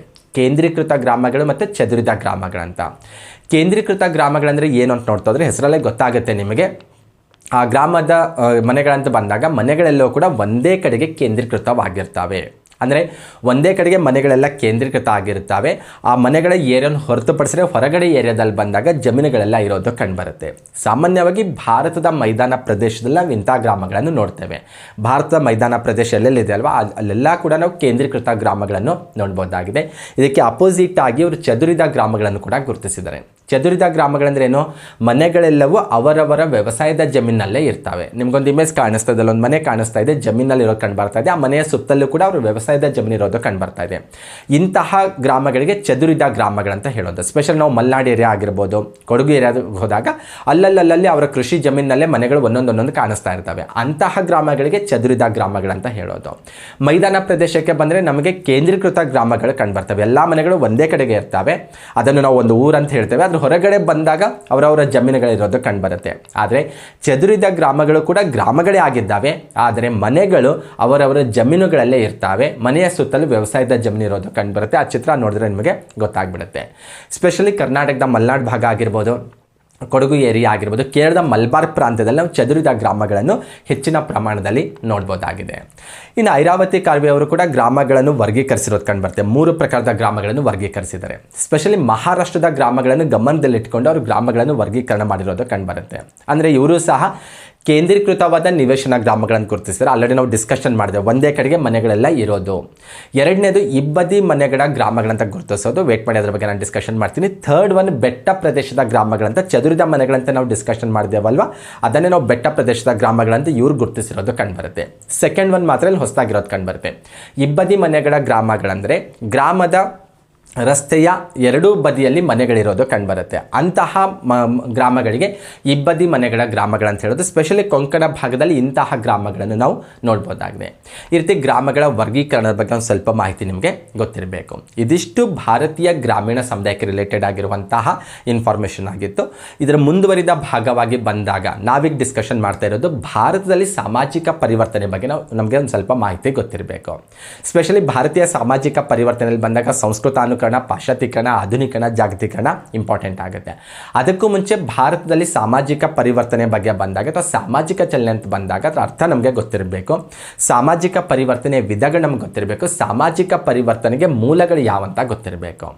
ಆ ಹೆಸರಲ್ಲೇ ಗೊತ್ತಾಗುತ್ತೆ ನಿಮಗೆ ಸಾಮಾಜಿಕ ಪರಿವರ್ತನೆ, ಸಾಮಾಜಿಕ ಚಲನೆ ಏನಂತ ನೋಡ್ತಾ ಹೋದರೆ ವ್ಯಕ್ತಿಗಳು ಅಥವಾ ಸಮೂಹಗಳು ಸಾಮಾಜಿಕ ರಚನೆಯ ಏಣಿ ಶ್ರೇಣಿ ವ್ಯವಸ್ಥೆಯಲ್ಲಿ ಬಂದಾಗ ತಮ್ಮ ಅಂತಸ್ತುಗಳಲ್ಲಿ ಮೇಲೇರುವ ಇಲ್ಲವೇ ಕೆಳಗಿಳಿಯುವಂತಹ ಪ್ರಕ್ರಿಯೆಗೆ ನಾವು ಸಾಮಾಜಿಕ ಪರಿವರ್ತನೆ ಅಥವಾ ಸಾಮಾಜಿಕ ಚಲನೆ ಅಂತ ಕರಿಬೋದಾಗಿದೆ. ಸ್ಪೆಷಲಿ ಇದರಲ್ಲಿ ಬಂದಾಗ ವಿಧಗಳನ್ನು ಕೂಡ ಗುರುತಿಸ್ತೇವೆ. ಸಾಕಷ್ಟು ಚಿಂತಕರು ಬೇರೆ ಬೇರೆ ವಿಧಗಳನ್ನು ಗುರುತಿಸಿದರೆ ಅದರಲ್ಲಿ ಒಬ್ಬರ ವಿಚಾರ ನಾನು ಇಲ್ಲಿ ನಿಮ್ಮ ಜೊತೆ ಶೇರ್ ಮಾಡ್ಕೊಳ್ತಾ ಇರೋದು. ಓಕೆ, ಪ್ರಿಟಿಮ್ ಸಾರೋಕಿನ್ ಅವರು 2 ರೀತಿಯ ಸಾಮಾಜಿಕ ಪರಿವರ್ತನೆಯನ್ನು ಗುರುತಿಸಿದ್ದಾರೆ. ಒಂದು ಸಮಾಂತರ ಸಾಮಾಜಿಕ ಚಲನೆ, ಇನ್ನೊಂದು ಲಂಬಾಂತರ ಸಾಮಾಜಿಕ ಚಲನೆ ಅಂತ. ಇದ್ರ ಬಗ್ಗೆ ನಾನು ಅಗೇನ್ ಡೀಟೇಲ್ ಆಗಿ ಡಿಸ್ಕಷನ್ ಮಾಡ್ತಾ ಇಲ್ಲ, ಬಿಕಾಸ್ ಇವೆಲ್ಲವೂ ಕೂಡ ಡಿಸ್ಕಷನ್ ಮಾಡಬೇಕಾದ್ರೆ ಒಂದೊಂದು ಕಂಟೆಂಟೇ ಸುಮಾರು ಹಾಫ್ ಆನ್ ಅವರ್, ಮುಕ್ಕಾಲು ಗಂಟೆ ನಾವು ಡಿಸ್ಕಷನ್ ಮಾಡಬೇಕಾಗುತ್ತೆ. ಜಸ್ಟ್ ಈಗ ಎಕ್ಸಾಮ್ ನಿಯರ್ ಬೈ ಇರೋದ್ರಿಂದ ಜಸ್ಟ್ ನಿಮಗೆ ಬ್ರೀಫ್ ಆಗಿ ನಾನು ಡಿಸ್ಕಷನ್ ಮಾಡ್ತಾ ಇರೋದು. ಓಕೆ, ಇಷ್ಟು ವಿಚಾರ ಇದಕ್ಕೆ ರಿಲೇಟೆಡ್ ನಿಮಗೆ ಮಿನಿಮಮ್ ಆಗಿ ಗೊತ್ತಿರಬೇಕು. ಇನ್ನು ಸಾಮಾಜಿಕ ಪರಿವರ್ತನೆ ಮೂಲಗಳಂತ ಬಂದಾಗ 2 ಮೂಲಗಳನ್ನು ಗುರುತಿಸ್ತೇವೆ ನಾವು. ಒಂದು ಆಂತರಿಕ ಮೂಲ ಅಂತ ಗುರುತಿಸ್ತೇವೆ, ಇನ್ನೊಂದು ಬಾಹ್ಯ ಮೂಲ ಅಂತ ಗುರುತಿಸ್ತೇವೆ. ಇದನ್ನು ಇನ್ನೂ ಸ್ವಲ್ಪ ನಾವು ಡಿಟೇಲ್ ಆಗಿ ನೋಡ್ತಾ ಹೋದರೆ ಸಂಸ್ಕೃತ ಅನುಕರಣಕ್ಕೆ ನಾವು ಆಂತರಿಕ ಮೂಲ ಅಂತ ಗುರುತಿಸೋದು. ಭಾರತದಲ್ಲಿ ಸಾಮಾಜಿಕ ಪರಿವರ್ತನೆಯ ಮೂಲಗಳಂತ ಬಂದಾಗ ಸಂಸ್ಕೃತ ಅನುಕರಣ ಕೂಡ ಒಂದು ಮೂಲ ಆಗಿದೆ. ಅದಕ್ಕೆ ಆಂತರಿಕ ಮೂಲ ಅಂತ ಕರೆಯಲಾಗುತ್ತೆ. ಅದರ ಜೊತೆಗೆ ಪಾಶ್ಚಾತ್ಯೀಕರಣ, ಆಧುನೀಕರಣ, ಜಾಗತೀಕರಣ ಏನಿದ್ದಾವಲ್ವ ಅವೆಲ್ಲವನ್ನು ಕೂಡ ನಾವು ಬಾಹ್ಯ ಮೂಲ ಅಂತ ಗುರುತಿಸೋದು. ಅಥವಾ ಇವೆಲ್ಲವನ್ನು ಒಟ್ಟಾಗಿ ನಾವು ಭಾರತದಲ್ಲಿ ಸಾಮಾಜಿಕ ಪರಿವರ್ತನೆ ಮೂಲಗಳಂತ ಬಂದಾಗ ಇವು ನಾಲ್ಕನ್ನು ಈ ರೀತಿ ಪಟ್ಟಿ ಮಾಡ್ಬೋದು. ಎಕ್ಸಾಂಪಲ್ ನಿಮಗೆ ಆಂತರಿಕ ಮೂಲ ಯಾವುದು, ಬಾಹ್ಯ ಮೂಲ ಯಾವುದಂತ ಈ ರೀತಿ ಕೇಳುವಂಥ ಸಾಧ್ಯತೆ ಇರುತ್ತೆ. ಮತ್ತು ಇವೆಲ್ಲ ಬಹಳ ಸಿಂಪಲ್ ಆಗಿರುವಂಥ ವರ್ಡ್ಸ್, ಅರ್ಥ ಮಾಡ್ಕೋಬೋದು. ಕಂಟೆಂಟ್ ಸ್ವಲ್ಪ ಡಿಫಿಕಲ್ಟ್ ಇರ್ಬೋದು, ಇಲ್ಲ ಅನ್ನಂಗಿಲ್ಲ ನಾನು, ಆದರೆ ಅರ್ಥ ಆ ವರ್ಡಲ್ಲೇ ಇರೋದು ಕಂಡುಬರುತ್ತೆ. ಹಾಗಾಗಿ 4 ಮೂಲಗಳ ಬಗ್ಗೆ ನಿಮಗೆ ಗೊತ್ತಿರಬೇಕು. ಹಾಗಾದರೆ ಬನ್ನಿ ಒಂದೊಂದಾಗಿ ಇವುಗಳ ಬಗ್ಗೆ ಒಂದು ಸ್ವಲ್ಪ ಇನ್ಫಾರ್ಮೇಷನ್ ನೋಡ್ತಾ ಹೋಗೋಣ. ಮೊದಲನೇದಾಗಿ ಸಂಸ್ಕೃತ ಅನುಕರಣ ಅಂತ. ಈ ಕಾನ್ಸೆಪ್ಟ್ ಮೊದಲ ಬಾರಿಗೆ ನೀಡಿದಂಥ ಕೀರ್ತಿ MN ಶ್ರೀನಿವಾಸ್ ಅವರಿಗೆ ಸಲ್ಲುತ್ತೆ. ಆಲ್ರೆಡಿ ನಾವು ಫಸ್ಟ್ ಪಾರ್ಟ್ ವಿಡಿಯೋದಲ್ಲಿ ಕೂಡ MN ಶ್ರೀನಿವಾಸ್ ಅವ್ರ ಬಗ್ಗೆ ಸಾಕಷ್ಟು ವಿಚಾರ ಡಿಸ್ಕಷನ್ ಮಾಡಿದ್ದೇವೆ. ಅಗೇನ್ ಸಂಸ್ಕೃತ ಅನುಕರಣ ಅನ್ನುವಂತಹ ಟಾಪಿಕಲ್ಲಿ ಕೂಡ ಇವರ ಬಗ್ಗೆ ನಮಗೆ ಸಾಕಷ್ಟು ವಿಚಾರಗಳು ಗೊತ್ತಿರಬೇಕು. ಯಾಕಂದರೆ ಕಾನ್ಸೆಪ್ಟನ್ನು ಮೊದಲ ಬಾರಿಗೆ ನೀಡಿದಂಥ ಕೀರ್ತಿ MN ಶ್ರೀನಿವಾಸ್ ಅವರಿಗೆ ಸಲ್ಲುತ್ತೆ. MN ಶ್ರೀನಿವಾಸ್ ಅವರು religion and society among the Coorgs of South India ಅನ್ನುವಂಥ ಕೃತಿಯಲ್ಲಿ ಪರಿಕಲ್ಪನೆ ನೀಡಿರೋದು ಕಂಡುಬರುತ್ತೆ. ಓಕೆ, ಸ್ಪೆಷಲಿ ಈ ಪರಿಕಲ್ಪನೆ ಯಾವ ರೀತಿ ಆರಂಭ ಆಯಿತು, ಅಥವಾ ಈ ಪರಿಕಲ್ಪನೆ ಯಾಕೆ ಈ ಪರಿಕಲ್ಪನೆ ನೀಡಿದ್ರು, ಅಥವಾ ಆಲೋಚನೆ ಯಾಕೆ ಮೂಡ್ತು ಅಂತ ನೋಡ್ತಾ ಹೋದರೆ ಸ್ಪೆಷಲಿ MN ಶ್ರೀನಿವಾಸ್ ಅವರು ಕೊಡವರ ಸಾಮಾಜಿಕ ಜೀವನದ ಬಗ್ಗೆ ಅಧ್ಯಯನ ಮಾಡುವಂಥ ಸಂದರ್ಭದಲ್ಲಿ ಕೆಳ ಜಾತಿಯ ಜನರು ತಮ್ಮ ಜಾತಿಯ ಸ್ಥಾನಮಾನವನ್ನು ಹೆಚ್ಚಿಸಿಕೊಳ್ಳುವಂತಹ ಉದ್ದೇಶಕ್ಕಾಗಿ ತಮ್ಮ ಜಾತಿಯ ಸಂಪ್ರದಾಯಗಳನ್ನು ಕೈಬಿಟ್ಟು ಮೇಲ್ಜಾತಿಯವರ ಸಂಪ್ರದಾಯಗಳನ್ನು ಅನುಕರಣೆ ಮಾಡ್ತಾ ಇರೋದು ಕಂಡುಬರುತ್ತೆ. ಸ್ಪೆಷಲಿ MN ಶ್ರೀನಿವಾಸ್ ಅವರು ಕೊಡವರ ಸಾಮಾಜಿಕ ಜೀವನದ ಬಗ್ಗೆ ಅಧ್ಯಯನ ಮಾಡುವಂಥ ಸಂದರ್ಭದಲ್ಲಿ ಇಂತಹ ಕೆಲವೊಂದು ಸಂಗತಿಗಳನ್ನು ಅವರು ನೋಡ್ತಾರೆ ಅಥವಾ ಅವ್ರ ಗಮನಕ್ಕೆ ಬಂದಿರುತ್ತೆ ಅಂತ ಹೇಳ್ಬೋದು. ಫಾರ್ ಎಕ್ಸಾಂಪಲ್, ಮಾಂಸಾಹಾರ ತ್ಯಜಿಸೋದಾಗಿರ್ಬೋದು, ಮದ್ಯಪಾನ ತ್ಯಜಿಸೋದಾಗಿರ್ಬೋದು, ಅಥವಾ ದೇವರಿಗೆ ಪ್ರಾಣಿ ಬಲಿ ಕೊಡೋದನ್ನು ತ್ಯಜಿಸೋದಾಗಿರ್ಬೋದು. ಈ ರೀತಿ ಕೆಲವೊಂದು ತಮ್ಮ ಜಾತಿಯ ಸಂಪ್ರದಾಯಗಳೇನಿದಾವಲ್ವ ಆ ಸಂಪ್ರದಾಯಗಳನ್ನು ಕೈಬಿಟ್ಟು ಮೇಲ್ಜಾತಿಯ ಸಂಪ್ರದಾಯಗಳನ್ನು ಅನುಸರಿಸ್ತಾ ಇರೋದು ಕಂಡುಬರುತ್ತೆ. ಓಕೆ, ಇಲ್ಲೇನು ಪರಿವರ್ತನೆ ಅಥವಾ ಏನು ಬದಲಾವಣೆ ಕಂಡುಬರ್ತಾ ಇದೆ ಅಲ್ವಾ, ಈ ಸಾಮಾಜಿಕ ಚಲನೆಯ ಪ್ರಕ್ರಿಯೆಯನ್ನು ವಿವರಿಸಲಿಕ್ಕೆ MN ಶ್ರೀನಿವಾಸ್ ಅವರು ಈ ಕೃತಿಯಲ್ಲಿ ಸಂಸ್ಕೃತ ಅನುಕರಣ ಪರಿಕಲ್ಪನೆಯನ್ನು ಬಳಕೆ ಮಾಡಿರೋದು ಕಂಡುಬರುತ್ತೆ. ಹಾಗೆ ನಿಮ್ಮ ಎಕ್ಸಾಮಲ್ಲಿ ಇಲ್ಲಿರುವಂಥ ಪಾಯಿಂಟ್ಸನ್ನೆಲ್ಲ ಬೇಸ್ ಆಗಿಟ್ಕೊಂಡು ಸ್ಟೇಟ್ಮೆಂಟ್ ರೂಪದಲ್ಲಿ ಕ್ವಶನ್ ಕೊಡ್ಬೋದು ನಿಮಗೆ. ಓಕೆ, ಹಾಗಾಗಿ ಈ ಸಾಮಾಜಿಕ ಚಲನೆ ಅಥವಾ ಸಾಮಾಜಿಕ ಪರಿವರ್ತನೆ ಏನನ್ನು ಕಂಡುಬರ್ತಾ ಇದೆ ಅಲ್ವಾ ಅದನ್ನು ವಿವರಿಸಲಿಕ್ಕೆ ಅವರು ಸಂಸ್ಕೃತ ಅನುಕರಣ ಅನ್ನುವಂಥ ಪರಿಕಲ್ಪನೆಯನ್ನು religion and society among the Coorgs of South India ಅನ್ನುವಂಥ ಕೃತಿಯಲ್ಲಿ ಬಳಕೆ ಮಾಡಿರೋದು ಕಂಡುಬರುತ್ತೆ. ಸ್ಪೆಷಲ್ ಇದ್ರ ಬಗ್ಗೆ ಇನ್ನೂ ಸ್ವಲ್ಪ ಇನ್ಫಾರ್ಮೇಷನ್ ನೋಡ್ತಾ ಹೋದರೆ ಭಾರತದ ಸಾಮಾಜಿಕ ರಚನೆಯ ಸಾಂಸ್ಕೃತಿಕ ಚಲನೆಯನ್ನು ವಿವರಿಸಲಿಕ್ಕೆ ಅವರು ಸಂಸ್ಕೃತ ಅನುಕರಣ ಅನ್ನುವಂಥ ಪರಿಕಲ್ಪನೆಯನ್ನು ಬಳಕೆ ಮಾಡಿರೋದು ಕಂಡುಬರುತ್ತೆ. ಅದು ಯಾವ ಕೃತಿ ಅನ್ನೋದು ಕೂಡ ನಿಮಗೆ ಗೊತ್ತಿರಬೇಕು. ಈ ಪರಿಕಲ್ಪನೆ ಯಾವ ಕೃತಿಯಲ್ಲಿ ಅವರು ನೀಡಿದ್ರು ಅಂತ. ಆ್ಯಕ್ಚುಲಿ MN ಶ್ರೀನಿವಾಸ್ ಅವರು ಆರಂಭದಲ್ಲಿ ಇದಕ್ಕೆ ಬ್ರಾಹ್ಮಣೀಕರಣ ಅಂತ ಕರೆದಿರ್ತಾರೆ. ಏನು ಸಾಮಾಜಿಕ ಚಲನೆ ಕಂಡುಬರ್ತಾ ಇತ್ತು ಅಥವಾ ಏನು ಸಾಮಾಜಿಕ ಪರಿವರ್ತನೆ ಕಂಡುಬರ್ತಾ ಇತ್ತಲ್ವಾ ಅದಕ್ಕೆ ಬ್ರಾಹ್ಮಣೀಕರಣ ಅಂತ ಅವರು ವ್ಯಾಖ್ಯಾನಿಸಿರೋದು ಕಂಡುಬರುತ್ತೆ. ಆದರೆ ಬ್ರಾಹ್ಮಣೀಕರಣ ಅನ್ನೋದು ಸಂಕುಚಿತವಾದ ಅರ್ಥ ನೀಡುತ್ತೆ ಅನ್ನುವಂಥ ಕಾರಣಕ್ಕಾಗಿ ಆನಂತರ ಏನು ಮಾಡ್ತಾರೆ ಅಂದರೆ ಅವರು ಈ ಬ್ರಾಹ್ಮಣೀಕರಣಕ್ಕೆ ಬದಲಾಗಿ ಸಂಸ್ಕೃತ ಅನುಕರಣ ಅಂತ ಮರು ವ್ಯಾಖ್ಯಾನಿಸಿರೋದು ಕಂಡುಬರುತ್ತೆ. ಹಾಗಾಗಿ ಇದ್ರೂ ಕೂಡ ಗೊತ್ತಿರಬೇಕು ನಿಮಗೆ, ಬ್ರಾಹ್ಮಣೀಕರಣ ಮತ್ತು ಸಂಸ್ಕೃತ ಅನುಕರಣ ಈ ಕಾನ್ಸೆಪ್ಟ್ ಯಾರ್ದು, ಯಾಕೆ ಬ್ರಾಹ್ಮಣೀಕರಣಕ್ಕೆ ಬದಲಾಗಿ ಸಂಸ್ಕೃತ ಅನುಕರಣ ಅಂತ ಸಾಮಾಜಿಕ ಚಲನೆಗೆ ಬ್ರಾಹ್ಮಣೀಕರಣ ಅಂತ ಉಲ್ಲೇಖ ಮಾಡಿರೋದು, ಮತ್ತೆ ಅವರು ಮರು ವ್ಯಾಖ್ಯಾನ ಮಾಡ್ತಾರೆ, ಇದಕ್ಕೇನು ಕಾರಣ ಅನ್ನೋದು ಕೂಡ ನಿಮಗೆ ಗೊತ್ತಿರಬೇಕು. ಇದಕ್ಕೆ ರಿಲೇಟೆಡ್ ಆಗಿ social change in modern India ಅನ್ನುವಂಥ ಕೃತಿ ಕೂಡ ಭಾಳ ಇಂಪಾರ್ಟೆಂಟ್ ಆಗುತ್ತೆ. ಇಂತಹ ವಿಚಾರಗಳು ನಿಮಗೆ ಕ್ಲಿಯರ್ ಆಗಿ ಗೊತ್ತಿರಬೇಕು. ಇನ್ನು ಸಂಸ್ಕೃತ ಅನುಕರಣದ ಪ್ರಮುಖ ಗುಣಲಕ್ಷಣಗಳು ಯಾವಂತ ನೋಡ್ತಾ ಹೋದರೆ ಆಲ್ರೆಡಿ ನಿಮ್ಮ ಸ್ಕ್ರೀನ್ ಮೇಲೆ ಕೂಡ ಕಾಣಿಸ್ತಾ ಇದ್ದಾವೆ. ಅಂದರೆ ಕ್ರಿಯಾ ವಿಧಿಗಳಲ್ಲಿ ಬದಲಾವಣೆ ಆಗಿರೋದು, ಅಂದರೆ ಪೂಜಾ ವಿಧಾನ ಆಗಿರುತ್ತೆ, ತೀರ್ಥಯಾತ್ರೆ ಕೈಗೊಳ್ಳೋದಾಗಿರ್ಬೋದು, ವಿಧವೆಯರನ್ನು ನೋಡಿಕೊಳ್ಳುವಂಥ ವಿಧಾನದಲ್ಲಿ ಬದಲಾವಣೆ ಆಗೋದನ್ನು ನೋಡ್ತೇವೆ. ಉಡುಗೆ ತೊಡುಗೆಯಲ್ಲಿ ಕೂಡ ಬದಲಾವಣೆ ಆಗೋದು, ಈವನ್ ನಾಮಕರಣ ಸಂಸ್ಕೃತಿಯಲ್ಲಿ ಕೂಡ ಬದಲಾವಣೆ ಆಗೋದು ಕಂಡುಬರುತ್ತೆ. ಅಂದರೆ ಮಕ್ಕಳಿಗೆ ಹೆಸರನ್ನು ನೀಡುವಂಥ ಹೆಸರುಗಳಲ್ಲಿ ಕೂಡ ಬದಲಾವಣೆ ಆಗೋದನ್ನು ಸಹ ನಾವು ಕಾಣ್ತೇವೆ. ಈ ರೀತಿ MN ಶ್ರೀನಿವಾಸ್ ಅವರು ಪರಿಕಲ್ಪನೆ ಕೊಟ್ಟಿರುವಂಥ ಅವರು ಪ್ರತಿಪಾದಿಸಿರುವಂಥ ಸಂಸ್ಕೃತ ಅನುಕರಣದ ಎಲ್ಲ ಅಂಶಗಳನ್ನು ನಾವು ಅಬ್ಸರ್ವ್ ಮಾಡಿದಾಗ, ಅನಾಲಿಸಿಸ್ ಮಾಡಿದಾಗ ಇದರಲ್ಲಿ ಕೆಲವೊಂದನ್ನು ಒಪ್ಕೊಳ್ಬೋದು, ಕೆಲವೊಂದನ್ನು ಒಪ್ಕೊಳ್ಳಿಕ್ಕೆ ಸಾಧ್ಯ ಇಲ್ಲ ಅಂತ ಹೇಳ್ಬೋದು. ಅಂದರೆ ಕೆಲವೊಂದು ನ್ಯೂನತೆಗಳನ್ನು, ದೋಷಗಳನ್ನು ಕೂಡ ಇವರ ಈ ಪರಿಕಲ್ಪನೆಯಲ್ಲಿ ನಾವು ಕಾಣ್ಬೋದಾಗಿದೆ. ಇದಕ್ಕೆ ರಿಲೇಟೆಡ್ ಆಗಿ ಕೆಲವೊಂದು ಟೀಕೆಗಳನ್ನು ಕೂಡ ನಾವು ಸಮಾಜಶಾಸ್ತ್ರದಲ್ಲಿ ನೋಡ್ತೇವೆ. ಅಂದರೆ ಸಂಸ್ಕೃತ ಅನುಕರಣದಲ್ಲಿ ಸದಾ ಬ್ರಾಹ್ಮಣರ ಸಂಪ್ರದಾಯಗಳನ್ನೇ ಅನುಸರಿಸ್ತಾರೆ ಕೆಳ ಜಾತಿಯವರು ಅನ್ನುವಂಥ ವಾದ ಏನಿದೆ ಅಲ್ವಾ, ಎಮ್ ಎನ್ ಶ್ರೀನಿವಾಸ್ ಅವರ ವಾದ ಏನಿದೆ ಅಲ್ವಾ, ಅದನ್ನು ಸಂಪೂರ್ಣವಾಗಿ ಒಪ್ಕೊಳ್ಳಿಕ್ಕೆ ಸಾಧ್ಯ ಇಲ್ಲ ಅನ್ನೋದು ಕೆಲ ಸಮಾಜಶಾಸ್ತ್ರಜ್ಞರ ಅಭಿಪ್ರಾಯವಾಗಿದೆ. ಅಂದರೆ ಎಲ್ಲಿ ಬ್ರಾಹ್ಮಣರ ಸಮುದಾಯ ಇರುತ್ತೋ, ಪ್ರಬಲ ಜಾತಿಯಾಗಿರುತ್ತೋ, ಆ ಸಂದರ್ಭದಲ್ಲಿ ಕೆಳ ಜಾತಿಯ ಜನರು ಬ್ರಾಹ್ಮಣರ ಸಂಪ್ರದಾಯಗಳನ್ನು ಅನುಕರಣೆ ಮಾಡ್ಬೋದು. ಆದರೆ ಬ್ರಾಹ್ಮಣರನ್ನು ಹೊರತುಪಡಿಸಿ ಸ್ಥಳೀಯದಲ್ಲಿ ಪ್ರಾದೇಶಿಕವಾಗಿ ಬಂದಾಗ ಬೇರೆ ಬೇರೆ ಪ್ರಬಲ ಜಾತಿಗಳಿದ್ದಂಥ ಸಂದರ್ಭದಲ್ಲಿ ಆ ಪ್ರಬಲ ಜಾತಿಗಳ ಸಂಪ್ರದಾಯಗಳನ್ನು ಕೆಳ ಜಾತಿಯ ಜನರು ಅನುಸರಿಸೋದನ್ನು ಸಹ ನಾವು ಕಾಣ್ಬೋದಾಗಿದೆ. ಹಾಗಾಗಿ ಎಮ್ ಎನ್ ಶ್ರೀನಿವಾಸ್ ಅವರು ಪ್ರತಿಪಾದಿಸಿರುವಂಥ ಸಂಸ್ಕೃತ ಅನುಕರಣದಲ್ಲಿ ನಾವು ಸಂಪೂರ್ಣವಾಗಿ ಅದನ್ನು ಒಪ್ಕೊಳ್ಳಿಕ್ಕೆ ಸಾಧ್ಯ ಇಲ್ಲ ಅನ್ನುವ ರೀತಿಯಲ್ಲಿ ಕೆಲವೊಂದು ಟೀಕೆಗಳಿರೋದನ್ನು ಸಹ ನಾವು ಕಾಣ್ತೇವೆ. ಅಷ್ಟೇ ಅಲ್ಲ, ಸಂಸ್ಕೃತ ಅನುಕರಣ ಮೂಲಭೂತವಾಗಿ ಸಾಂಸ್ಕೃತಿಕ ಬದಲಾವಣೆ ಬಗ್ಗೆ ವಿಶ್ಲೇಷಿಸುತ್ತದೆ ಹೊರತು ಸಂರಚನಾತ್ಮಕ ಪರಿವರ್ತನೆ ಬಗ್ಗೆ ವಿಶ್ಲೇಷಣೆ ನೀಡೋದಿಲ್ಲ ಅನ್ನುವಂಥ ವಿಚಾರ ಕೂಡ ನಾವು ಸಂಸ್ಕೃತ ಅನುಕರಣಕ್ಕೆ ರಿಲೇಟೆಡ್ ಆಗಿರುವಂಥ ಕಂಟೆಂಟನ್ನು ಅಬ್ಸರ್ವ್ ಮಾಡಿದಾಗ ಗೊತ್ತಾಗುತ್ತೆ. ಅಷ್ಟೇ ಅಲ್ಲ, ಇದು ಜಾತಿ ವ್ಯವಸ್ಥೆಗೆ ಸಂಬಂಧಿಸಿದ ವಿಶ್ಲೇಷಣೆಗೆ ಮಾತ್ರ ಸಹಾಯಕವಾಗಿದೆ ಅನ್ನುವಂಥ ವಿಚಾರ ಕೂಡ ಸಮಾಜಶಾಸ್ತ್ರದಲ್ಲಿ ಒಂದು ಟೀಕೆ ಆಗಿರೋದು ಕಂಡುಬರುತ್ತೆ. ಈ ರೀತಿ ಎಮ್ ಎನ್ ಶ್ರೀನಿವಾಸ್ ಅವರು ಪ್ರತಿಪಾದಿಸಿರುವಂಥ ಸಂಸ್ಕೃತ ಅನುಕರಣದ ವಿಚಾರಗಳ್ಯಾವು, ಅದರ ಗುಣಲಕ್ಷಣಗಳ್ಯಾವು, ಆ ಪರಿಕಲ್ಪನೆ ಯಾವ ರೀತಿ ಆರಂಭ ಆಯಿತು ಅವರಲ್ಲಿ, ಇದೆಲ್ಲ ವಿಚಾರಗಳಿಗೆ ರಿಲೇಟೆಡ್ ಇಷ್ಟು ಕಂಟೆಂಟ್ ಮಿನಿಮಮ್ ಆಗಿ ನಿಮಗೆ ಗೊತ್ತಿರಲೇಬೇಕು. ನೆಕ್ಸ್ಟ್ ಒಂದು ಭಾರತೀಯ ಸಾಮಾಜಿಕ ಪರಿವರ್ತನೆ ಮೂಲಗಳಲ್ಲಿ ಬಂದಾಗ ಪಾಶ್ಚಾತ್ಯೀಕರಣ ಕೂಡ ಒಂದು ವಿಶೇಷವಾದಂಥ ಒಂದು ಪ್ರಮುಖವಾದಂಥ ಮೂಲ ಅಂತ ಗುರುತಿಸೋದು. ಸ್ಪೆಷಲಿ ಬಾಹ್ಯ ಮೂಲಗಳಲ್ಲಿ ಗುರುತಿಸೋದು. ಪಾಶ್ಚಾತ್ಯೀಕರಣ, ಆಧುನೀಕರಣ, ಜಾಗತೀಕರಣ ಇವೆಲ್ಲವನ್ನು ಕೂಡ ಬಾಹ್ಯ ಮೂಲಗಳಲ್ಲಿ ಗುರುತಿಸ್ತಾ ಹೋಗ್ತೇವೆ.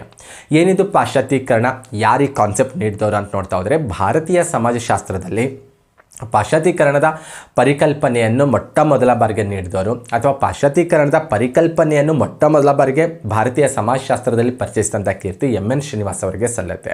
ಹಾಗಾಗಿ ಎಮ್ ಎನ್ ಶ್ರೀನಿವಾಸ್ ಅವರ ಕೃತಿಗಳು, ಅವರ ವಿಚಾರಗಳು ಬಂದಾಗ ಕಾಂಪಿಟೇಟಿವ್ ಎಕ್ಸಾಮ್ ಪರ್ಪೋಸ್ ಆಗಿರ್ಬೋದು ಅಥವಾ ಭಾರತದ ಸಮಾಜಶಾಸ್ತ್ರಕ್ಕೆ ರಿಲೇಟೆಡ್ ಆಗಿ ವಿಷಯ ಬಂದಾಗ ಬಹಳ ಇಂಪಾರ್ಟೆಂಟ್ ಆಗಿ ಆ ವಿಷಯಗಳನ್ನು ಗುರುತಿಸಲಾಗುತ್ತೆ. ಈವನ್ ನಾವು ಬ್ರಾಹ್ಮಣೀಕರಣದ ಬಗ್ಗೆ ನೋಡಿದ್ದೇವೆ, ಅದನ್ನು ಅವರು ಮತ್ತೆ ಮರು ವ್ಯಾಖ್ಯಾನಿಸಿ ಹೇಳಿರುವಂತಹ ವಿಚಾರದ ಬಗ್ಗೆ ಕೂಡ ನಾವು ಡಿಸ್ಕಷನ್ ಮಾಡಿದ್ದೇವೆ. ಸೇಮ್ ಪಾಶ್ಚಾತ್ಯೀಕರಣದ ಪರಿಕಲ್ಪನೆ ಬಗ್ಗೆ ಕೂಡ ನಾವು ಡಿಸ್ಕಷನ್ ಮಾಡ್ತಾ ಇದ್ದೇವೆ. ಈ ಪರಿಕಲ್ಪನೆಯನ್ನು ಕೂಡ ಭಾರತೀಯ ಸಮಾಜಶಾಸ್ತ್ರದಲ್ಲಿ ಮೊಟ್ಟ ಮೊದಲ ಬಾರಿಗೆ ಇಂಟ್ರೊಡ್ಯೂಸ್ ಮಾಡಿದಂಥ ಕೀರ್ತಿ ಎಮ್ ಎನ್ ಶ್ರೀನಿವಾಸ್ ಅವರಿಗೆ ಸಲ್ಲುತ್ತೆ.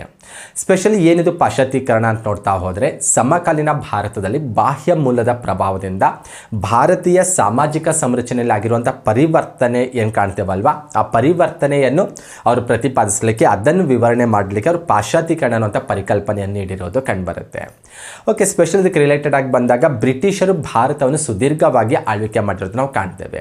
ಸ್ಪೆಷಲಿ ಬ್ರಿಟಿಷರ ಆಳ್ವಿಕೆ ಆಗಿರ್ಬೋದು, ಅವರ ಜೀವನ ಶೈಲಿ ಆಗಿರ್ಬೋದು, ಅವರ ಕಾನೂನು ವ್ಯವಸ್ಥೆ ಆಗಿರ್ಬೋದು, ಭಾರತೀಯರ ಸಮಾಜದ ಮೇಲೂ ಮತ್ತು ಭಾರತೀಯ ಸಂಸ್ಕೃತಿಯ ಮೇಲೆ ಸಾಕಷ್ಟು ಮಹತ್ವದ ಪ್ರಭಾವ ಬೀರಿರೋದು ಕಂಡುಬರುತ್ತೆ. ಅನೇಕ ಗಮನಾರ್ಹ ಬದಲಾವಣೆಗಳು ಕೂಡ ಭಾರತದಲ್ಲಿ ಉಂಟು ಮಾಡಿರೋದು ಕಂಡುಬರುತ್ತೆ. ಅಂದರೆ ಅವರ ಜೀವನ ವಿಧಾನ ನಮ್ಮ ಜೀವನ ವಿಧಾನದ ಮೇಲೆ ಪ್ರಭಾವ ಬೀರೋದು ಕಂಡುಬರುತ್ತೆ. ಅವರ ಶಿಕ್ಷಣ ಪದ್ಧತಿ ನಮ್ಮ ಶಿಕ್ಷಣ ಪದ್ಧತಿಯ ಮೇಲೆ ಪ್ರಭಾವ ಬೀರಿ ಬದಲಾವಣೆ ಉಂಟು ಮಾಡಿರೋದನ್ನು ನಾವು ಕಾಣ್ತೇವೆ. ಅವರ ಆಡಳಿತ ವ್ಯವಸ್ಥೆ ನಮ್ಮ ಆಡಳಿತ ವ್ಯವಸ್ಥೆಯ ಮೇಲೆ ಪ್ರಭಾವ ಬೀರಿ ಅನೇಕ ಮಹತ್ವದ ಬದಲಾವಣೆ ಉಂಟು ಮಾಡಿರೋದು ಕಂಡುಬರುತ್ತೆ. ಸೇಮ್ ನಾವು ಪ್ರೀವಿಯಸ್ ಸ್ಲೈಡಲ್ಲಿ ಏನು ಡಿಸ್ಕಷನ್ ಮಾಡ್ತೇವಲ್ವ, ಇಲ್ಲಿ ಸಮಕಾಲೀನ ಭಾರತದಲ್ಲಿ ಬಾಹ್ಯ ಮೂಲದ ಪ್ರಭಾವದಿಂದ ಭಾರತೀಯ ಸಾಮಾಜಿಕ ಸಂರಚನೆಯಲ್ಲಿ ಆಗಿರುವಂಥ ಪರಿವರ್ತನೆಗಳನ್ನು ನಾವು ಪಾಶ್ಚಾತ್ಯೀಕರಣ ಅಂತ ಹೇಳೋದು, ಅಥವಾ ಪಾಶ್ಚಾತ್ಯೀಕರಣದಲ್ಲಿ ಈ ವಿಚಾರವನ್ನು ನಾವು ಕಾಣ್ಬೋದಾಗಿದೆ. ಓಕೆ, ಇಲ್ಲಿ ಬಾಹ್ಯ ಮೂಲದ ಪ್ರಭಾವ ಅಂತ ಬಂದಾಗ ಸ್ಪೆಷಲಿ ಭಾರತವನ್ನು ದೀರ್ಘಕಾಲದವರೆಗೆ ಆಳಿರುವಂತಹ ಪಾಶ್ಚಿಮಾತ್ಯ ರಾಷ್ಟ್ರ ಅಂದರೆ ಅದು ಬ್ರಿಟನ್ ದೇಶ. ಹಾಗಾಗಿ ಬ್ರಿಟಿಷರ ಪ್ರಭಾವ ಭಾರತೀಯ ಸಮಾಜದ ಮೇಲೆ ಆಗಿರೋದು ಕಂಡುಬರುತ್ತೆ. ಭಾರತೀಯ ಸಮಾಜದ ಅನೇಕ ಅಂಶಗಳ ಮೇಲೆ, ಸಂಗತಿಗಳ ಮೇಲೆ ಅವರ ಆಡಳಿತವು ಬಹಳಷ್ಟು ಪ್ರಭಾವ ಬೀರಿರೋದು ಕಂಡುಬರುತ್ತೆ. ಹಾಗಾಗಿ ಇದಕ್ಕೆ ರಿಲೇಟೆಡ್ ಆಗಿ ಬಂದಾಗ ಇನ್ನೂ ಸ್ವಲ್ಪ ಎಕ್ಯುರೆನ್ಸಿಯಾಗಿ ನೋಡ್ತಾ ಹೋದರೆ, ಪಶ್ಚಿಮದ ರಾಷ್ಟ್ರವೊಂದರ ಸುದೀರ್ಘ ಸಂಪರ್ಕದ ಪರಿಣಾಮವಾಗಿ ಅಂದರೆ ಪಾಶ್ಚಿಮಾತ್ಯ ರಾಷ್ಟ್ರಗಳ ಪ್ರಭಾವ ಅಂತ ಬಂದಾಗ ಭಾರತಕ್ಕೆ ಬಹಳಷ್ಟು ಜನ ಯುರೋಪಿಯನ್ಸ್ ಬಂದಿರೋದು ಕಂಡುಬರುತ್ತೆ. ಆದರೆ ಸುದೀರ್ಘ ಸಂಪರ್ಕ ಅಂತಿದ್ದದ್ದು ನಮಗೆ ಬ್ರಿಟಿಷರ ಜೊತೆ ಅಂತ ಹೇಳೋದು. ಅವರು ದೀರ್ಘಕಾಲದವರೆಗೆ ಭಾರತವನ್ನು ಆಳಿರೋದನ್ನು ನಾವು ಕಾಣ್ತೇವೆ. ಹಾಗಾಗಿ ಭಾರತದಲ್ಲಿ ಬ್ರಿಟಿಷರ ಸುದೀರ್ಘ ಸಂಪರ್ಕದ ಪರಿಣಾಮವಾಗಿ ಅನೇಕ ಸಾಮಾಜಿಕ ಬದಲಾವಣೆಗಳು ಭಾರತದಲ್ಲಿ ಆಗೋದು ಕಂಡುಬರುತ್ತೆ. ಓಕೆ, ಬ್ರಿಟಿಷರೊಂದಿಗೆ ಅಥವಾ ಬ್ರಿಟನ್ ದೇಶದ ಜೊತೆಗೆ ನಮಗಿದ್ದಂಥ ಸುದೀರ್ಘ ಸಂಪರ್ಕದ ಪರಿಣಾಮವಾಗಿ ಭಾರತದ ಸಮಾಜದಲ್ಲೇ ಆಗಿರುವಂಥ ಅಥವಾ ಆಗ್ತಾ ಇರುವಂತಹ ಬದಲಾವಣೆಗಳನ್ನು ವಿಶ್ಲೇಷಣೆ ಮಾಡಲಿಕ್ಕೆ ಎಮ್ ಎನ್ ಶ್ರೀನಿವಾಸ್ ಅವರು ಪಾಶ್ಚಾತ್ಯೀಕರಣ ಅನ್ನುವಂತಹ ಒಂದು ಪದವನ್ನು ಬಳಕೆ ಮಾಡಿರೋದು ಕಂಡುಬರುತ್ತೆ. ಈ ಪರಿಕಲ್ಪನೆ ನೀಡಿರೋದು ಕಂಡುಬರುತ್ತೆ. ಹಾಗಾಗಿ ಪಾಶ್ಚಾತ್ಯೀಕರಣ ಅನ್ನೋದು ಬಾಹ್ಯ ಮೂಲ ಅನ್ನೋದು ಗೊತ್ತಿರಬೇಕು. ಸ್ಪೆಷಲಿ ಬಾಹ್ಯ ಮೂಲ ಅಂದರೆ ಯಾವುದಿಲ್ಲಿ ಪಶ್ಚಿಮದ ರಾಷ್ಟ್ರ ಅಂತ ಗುರುತಿಸೋದು. ಪಾಶ್ಚಿಮಾತ್ಯ ರಾಷ್ಟ್ರಗಳಲ್ಲಿ ಭಾರತ ಜೊತೆ ಸುದೀರ್ಘ ಸಂಪರ್ಕವನ್ನು ಹೊಂದಿರುವಂಥ ರಾಷ್ಟ್ರ ಅಂದರೆ ಯಾವುದು? ಬ್ರಿಟನ್ ಅಂತ ಹೇಳ್ಬೋದು. ಸುದೀರ್ಘ ಕಾಲದವರೆಗೆ ಬ್ರಿಟಿಷ್ ನಮ್ಮನ್ನು ಆಳ್ವಿಕೆ ಮಾಡಿದ್ರು ಅಂತ ಹೇಳ್ಬೋದು. ಹಾಗಾಗಿ ಅವರ ಜೀವನ ಶೈಲಿ, ಅವರ ಶಿಕ್ಷಣ ಪದ್ಧತಿ, ಅವರ ಆಡಳಿತ ವ್ಯವಸ್ಥೆ ನಮ್ಮ ಸಾಮಾಜಿಕ ವ್ಯವಸ್ಥೆ ಮೇಲೆ, ಸಾಮಾಜಿಕ ರಚನೆಯ ಮೇಲೆ ಮಹತ್ವದ ಪ್ರಭಾವ ಬೀರಿರೋದು ಕಂಡು ಬರುತ್ತೆ. ಅನೇಕ ಬದಲಾವಣೆಗಳಿಗೆ ಅದು ಕಾರಣ ಆಗುತ್ತೆ ಅಂತ ಹೇಳ್ಬೋದು. ಆ ಬದಲಾವಣೆಗಳೇನಾಗ್ತಾವಲ್ವ ಭಾರತದಲ್ಲಿ ಬ್ರಿಟಿಷರ ಪ್ರಭಾವದಿಂದ, ಆ ಬದಲಾವಣೆಗಳನ್ನು ವಿಶ್ಲೇಷಣೆ ಮಾಡಲಿಕ್ಕೆ, ವಿವರಿಸಲಿಕ್ಕೆ ಎಂ.ಎನ್. ಶ್ರೀನಿವಾಸ್ ಅವರು ಪಾಶ್ಚಾತ್ಯೀಕರಣ ಅನ್ನುವಂಥ ಪದವನ್ನು ಬಳಕೆ ಮಾಡಿರೋದು ಕಂಡುಬರುತ್ತೆ. ಈ ಕಾನ್ಸೆಪ್ಟನ್ನು ನೀಡಿರೋದು ಕಂಡುಬರುತ್ತೆ. ಸ್ಪೆಷಲಿ ಪಾಶ್ಚಾತ್ಯೀಕರಣದ ಪ್ರಕ್ರಿಯೆಯನ್ನು ಎಂ.ಎನ್. ಶ್ರೀನಿವಾಸ್ ಅವರು ತಮ್ಮ social change in modern India ಅನ್ನುವಂಥ ಕೃತಿಯಲ್ಲಿ ವಿಶ್ಲೇಷಣೆ ಮಾಡಿರೋದು ಕಂಡುಬರುತ್ತೆ. ಅಂದರೆ ಪಾಶ್ಚಾತ್ಯೀಕರಣ ಪ್ರಕ್ರಿಯೆಯನ್ನು ನಾವು ಈ ಕೃತಿಯಲ್ಲಿ ಅವರು ಅತ್ಯಂತ ಪ್ರಮುಖವಾಗಿ ವಿಶ್ಲೇಷಣೆ ಮಾಡಿರೋದನ್ನು ಕಂಡುಬರುತ್ತೆ. ಹಾಗಾಗಿ ಈ ಕೃತಿ ಬಹಳ ಇಂಪಾರ್ಟೆಂಟ್ ಆಗುತ್ತೆ ನಿಮಗೆ. ಈ ಕೃತಿ ಯಾರ್ದಂತ ಕೇಳುವಂಥ ಪಾಸಿಬಿಲಿಟಿ ಇರುತ್ತೆ. Social change in modern India ಅಂತ ಹೇಳೋದು, ಅಥವಾ ಆಧುನಿಕ ಭಾರತದಲ್ಲಿ ಸಾಮಾಜಿಕ ಬದಲಾವಣೆ ಅಥವಾ ಸಾಮಾಜಿಕ ಪರಿವರ್ತನೆ ಅಂತ ಆ ಟೈಟಲ್ ಕನ್ನಡದಲ್ಲಿ ಕೊಡೋದು ಬೆಟರ್. ನೀವು ಇಂಗ್ಲೀಷಲ್ಲೇ ನೆನ್ಪಿಟ್ಕೊಳ್ಳೋದು ಬೆಟರ್. ಓಕೆ, ಈ ಕೃತಿಯಲ್ಲಿ ಪಾಶ್ಚಾತ್ಯೀಕರಣದ ಪ್ರಕ್ರಿಯೆಯನ್ನು ಎಂ.ಎನ್. ಶ್ರೀನಿವಾಸ್ ಅವರು ವಿಶ್ಲೇಷಣೆ ಮಾಡಿರೋದು ಕಂಡುಬರುತ್ತೆ. ಇದ್ರ ಬಗ್ಗೆ ಇನ್ನೂ ಸ್ವಲ್ಪ ಕ್ಲಾರಿಟಿ ತೆಗೆದುಕೊಳ್ಳೋದಾದರೆ, ಪಾಶ್ಚಾತ್ಯೀಕರಣ ಪ್ರಕ್ರಿಯೆಯಲ್ಲಿ ಬಹುತೇಕ ಭಾರತೀಯರು ಪಾಶ್ಚಿಮಾತ್ಯರ ಜೀವನ ವಿಧಾನವನ್ನು ತಮ್ಮ ಜೀವನ ವಿಧಾನದಲ್ಲಿ ಅಳವಡಿಸ್ಕೊಂಡಿರೋದನ್ನು ಕಂಡುಬರುತ್ತೆ. ಇದನ್ನೇ ಅವರು ಪಾಶ್ಚಾತ್ಯೀಕರಣ ಅಂತ ಕರೆದಿರೋದು. ಅಂದರೆ ಪಾಶ್ಚಾತ್ಯೀಕರಣ ಪ್ರಕ್ರಿಯೆಯಲ್ಲಿ ಬಹುತೇಕ ಭಾರತೀಯರು ಅವರ ಜೀವನ ವಿಧಾನವನ್ನು ತಮ್ಮಲ್ಲಿ ಅಳವಡಿಸ್ಕೊಂಡಿರೋದು ಕಂಡುಬರುತ್ತೆ. ಅಂದರೆ ಭಾರತೀಯ ಸಮಾಜದ ಎಲ್ಲ ಸಾಮಾಜಿಕ ಸಾಂಸ್ಕೃತಿಕ ಜೀವನ ಶೈಲಿಯಲ್ಲಿ ಸಾಕಷ್ಟು ಪರಿವರ್ತನೆಗಳನ್ನು ಪಾಶ್ಚಾತ್ಯೀಕರಣ ಉಂಟು ಮಾಡಿತು ಅಂತ ಹೇಳ್ಬೋದು. ನಮ್ಮ ಉಡುಗೆ ತೊಡುಗೆ ಆಗಿರ್ಬೋದು, ಆಹಾರ ಪದ್ಧತಿ ಆಗಿರ್ಬೋದು, ಶಿಕ್ಷಣ ಪದ್ಧತಿ ಆಗಿರ್ಬೋದು, ಅಥವಾ ವರ್ಗ ವ್ಯವಸ್ಥೆಯಲ್ಲಿ ಸಾಕಷ್ಟು ಬದಲಾವಣೆ ಬಂದಿರುತ್ತೆ. ಮಹಿಳೆಯರ ಸ್ಥಾನಮಾನ ಆಗಿರ್ಬೋದು, ಈ ರೀತಿ ಸಾಕಷ್ಟು ಬದಲಾವಣೆಗಳು ನಮ್ಮ ಸಾಮಾಜಿಕ ಸಾಂಸ್ಕೃತಿಕ ಜೀವನ ಶೈಲಿಯಲ್ಲಿ ಪಾಶ್ಚಾತ್ಯೀಕರಣ ಉಂಟು ಮಾಡೋದು ಕಂಡುಬರುತ್ತೆ. ಈ ಪ್ರಕ್ರಿಯೆ ಬಗ್ಗೆ ಅವರು social change in modern India ಅನ್ನುವಂಥ ಕೃತಿಯಲ್ಲಿ ವಿಶ್ಲೇಷಣೆ ಮಾಡಿರೋದು ಕಂಡುಬರುತ್ತೆ. ಇನ್ನು ಪಾಶ್ಚಾತ್ಯೀಕರಣ ಅತ್ಯಂತ ಪ್ರಮುಖವಾಗಿ 3 ಕ್ಷೇತ್ರಗಳಲ್ಲಿ ಕಂಡುಬರುತ್ತೆ ಅನ್ನೋದು ವಿಚಾರ ಕೂಡ ವ್ಯಕ್ತಪಡಿಸಿರೋದು ಕಂಡುಬರುತ್ತೆ. ಸ್ಪೆಷಲಿ ತಂತ್ರಜ್ಞಾನ, ಸಾಮಾಜಿಕ ಸಂಸ್ಥೆಗಳು ಮತ್ತು ತತ್ವದರ್ಶನಗಳು ಮತ್ತು ಮೌಲ್ಯಗಳು ಅನ್ನುವಂಥ 3 ಕ್ಷೇತ್ರಗಳಲ್ಲಿ ಮಹತ್ವದ ಪ್ರಭಾವ ಬೀರಿರೋದನ್ನು ನಾವು ಕಾಣ್ತೇವೆ. ಸ್ಪೆಷಲಿ ಒಂದೊಂದಾಗಿ ನೋಡ್ತಾ ಹೋದರೆ, ಸ್ಪೆಷಲಿ ತಂತ್ರಜ್ಞಾನದಲ್ಲಿ ಪಾಶ್ಚಾತ್ಯೀಕರಣದಿಂದ ಏನೆಲ್ಲ ಆಯಿತು ಅಂತ ನೋಡ್ತಾ ಹೋದರೆ, ತಂತ್ರಜ್ಞಾನದ ಪ್ರಭಾವದಿಂದಾಗಿ ಬೃಹತ್ ಕೈಗಾರಿಕೆಗಳು ಭಾರತದಲ್ಲಿ ಸ್ಥಾಪನೆ ಆಗ್ತವೆ. ಅದರ ಪರಿಣಾಮವಾಗಿ ಭಾರತದಲ್ಲಿ ಆಧುನಿಕ ಕೈಗಾರಿಕೆ ಯುಗ ಆರಂಭ ಆಗೋದು ಕಂಡುಬರುತ್ತೆ. ನಗರೀಕರಣ ನಡೆಯುತ್ತೆ, ಕೈಗಾರೀಕರಣ ನಡೆಯುತ್ತೆ. ಇದು ಅನೇಕ ಬದಲಾವಣೆಗಳಿಗೆ ಇದು ಕಾರಣ ಆಗುತ್ತೆ ಅಂತ ಹೇಳ್ಬೋದು. ಇದು ಭಾರತೀಯರ ಜೀವನ ಶೈಲಿಯನ್ನೇ ಬದಲಾಯಿಸುತ್ತೆ ಅಂತ ಹೇಳ್ಬೋದಾಗಿದೆ. ಹಾಗಾಗಿ ಪಾಶ್ಚಾತ್ಯೀಕರಣದಲ್ಲಿ ನಾವು ಇದನ್ನು ಗುರುತಿಸ್ಬೋದಾಗಿದೆ.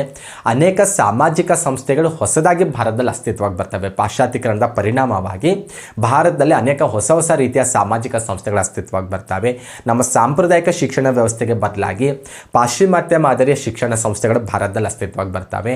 ಆಂಗ್ಲ ಮಾಧ್ಯಮ ಶಿಕ್ಷಣ ಅಥವಾ ಇಂಗ್ಲೀಷ್ ಶಿಕ್ಷಣಕ್ಕೆ ಹೆಚ್ಚು ಪ್ರಾಮುಖ್ಯತೆ ದೊರಕುತ್ತೆ ಅಂತ ಹೇಳ್ಬೋದಾಗಿದೆ. ಇನ್ನಿದರ ಮತ್ತೊಂದು ಮಹತ್ವದ ನಾವು ಪ್ರಭಾವ ನೋಡೋದಾದರೆ, ತತ್ವದರ್ಶನಗಳು ಮತ್ತು ಮೌಲ್ಯಗಳಂತ ಬಂದಾಗ ಸಾಕಷ್ಟು ಹೊಸ ವಿಚಾರಗಳು, ಆಲೋಚನೆಗಳು ಭಾರತೀಯರಲ್ಲಿ ಪಾಶ್ಚಾತ್ಯೀಕರಣದ ಪ್ರಭಾವದಿಂದಾಗಿ ಬೆಳೆಯುತ್ತೆ ಅಂತ ಹೇಳ್ಬೋದು. ಮಾನವತಾವಾದ ಆಗಿರ್ಬೋದು, ವೈಚಾರಿಕತೆ ಆಗಿರ್ಬೋದು, ಸಮಾನತೆ, ಸೆಕ್ಯುಲರಿಸಮ್, ವ್ಯಕ್ತಿವಾದ, ಈ ರೀತಿ ಹೊಸ ಸಿದ್ಧಾಂತಗಳು, ಹೊಸ ಆಲೋಚನೆಗಳು ಪಾಶ್ಚಾತ್ಯೀಕರಣದ ಪ್ರಭಾವದಿಂದಾಗಿ ಭಾರತದಲ್ಲಿ ಉಂಟಾಗೋದು ಕಂಡುಬರುತ್ತೆ. ಇವೆಲ್ಲವೂ ಕೂಡ ಪಾಶ್ಚಾತ್ಯೀಕರಣದ ಅತ್ಯಂತ ಪ್ರಮುಖ ನಾವು ಪರಿಣಾಮಗಳಲ್ಲಿ ಗುರುತಿಸ್ಬೋದು. ಏನು ನಾವು ಹೇಳಿದೆವಲ್ವ, ಅತ್ಯಂತ ಪ್ರಮುಖ 3 ಕ್ಷೇತ್ರಗಳಲ್ಲಿ ಕಾಣ್ತೇವಂತ ಈ ಎಲ್ಲ ಕ್ಷೇತ್ರದಲ್ಲಿ ಆಗಿರುವಂಥ ಬದಲಾವಣೆಗಳನ್ನು ನಾವು ಪಾಶ್ಚಾತ್ಯೀಕರಣದ ಪ್ರಭಾವದಿಂದ ಕಾಣ್ಬೋದಾಗಿದೆ.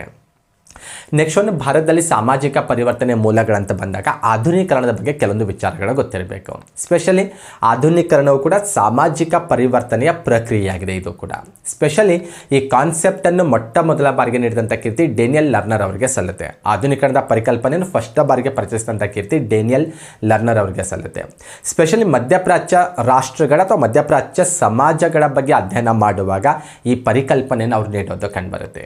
ಏನಿದು ಆಧುನೀಕರಣ ಅಂತ ನೋಡ್ತಾ ಹೋದರೆ, ಡೇನಿಯಲ್ ಲರ್ನರ್ ಅವರ ಪ್ರಕಾರನೇ ನೋಡೋದಾದರೆ, ಕಡಿಮೆ ಅಭಿವೃದ್ಧಿ ಹೊಂದಿರುವಂಥ ದೇಶಗಳು ಹೆಚ್ಚು ಅಭಿವೃದ್ಧಿ ಹೊಂದಿರುವ ದೇಶಗಳ ಸಾಮಾನ್ಯ ಗುಣಲಕ್ಷಣಗಳನ್ನು ಸ್ವೀಕರಿಸಿಕೊಳ್ಳುವ ಪ್ರವೃತ್ತಿ ಏನಿದೆ ಅಲ್ವಾ, ಆ ಪ್ರವೃತ್ತಿಗೆ ಆಧುನೀಕರಣ ಅಂತ ಕರೆದಿರೋದು ಕಂಡುಬರುತ್ತೆ. ಅಂದರೆ ಕಡಿಮೆ ಅಭಿವೃದ್ಧಿ ಹೊಂದಿರುವಂಥ ದೇಶಗಳು ಅಥವಾ ಹಿಂದುಳಿದಿರುವಂಥ ದೇಶಗಳು ಹೆಚ್ಚು ಅಭಿವೃದ್ಧಿ ಹೊಂದಿರುವಂಥ ದೇಶಗಳ ಸಾಮಾನ್ಯ ಗುಣಲಕ್ಷಣಗಳನ್ನು ಅಳವಡಿಸ್ಕೊಳ್ಳಿಕ್ಕೆ ಆರಂಭಿಸ್ತವೆ.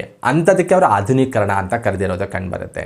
ಸ್ಪೆಷಲಿ ಇವರು ಪಾಶ್ಚಾತ್ಯೀಕರಣ ಮತ್ತು ಆಧುನೀಕರಣ ಈ 2 ಪದಗಳ ಬಗ್ಗೆ ವಿವರಣಾತ್ಮಕವಾಗಿ ಪರಿಶೀಲಿಸಿ ಕೊನೆಗೆ ಆಧುನೀಕರಣ ಪ್ರಕ್ರಿಯೆ ಸೂಕ್ತವೆಂದು ಅಭಿಪ್ರಾಯ ಪಟ್ಟಿರೋದನ್ನು ಸಹ ನಾವು ಅವರ ಅಧ್ಯಯನದಲ್ಲಿ ಕಾಣ್ಬೋದಾಗಿದೆ.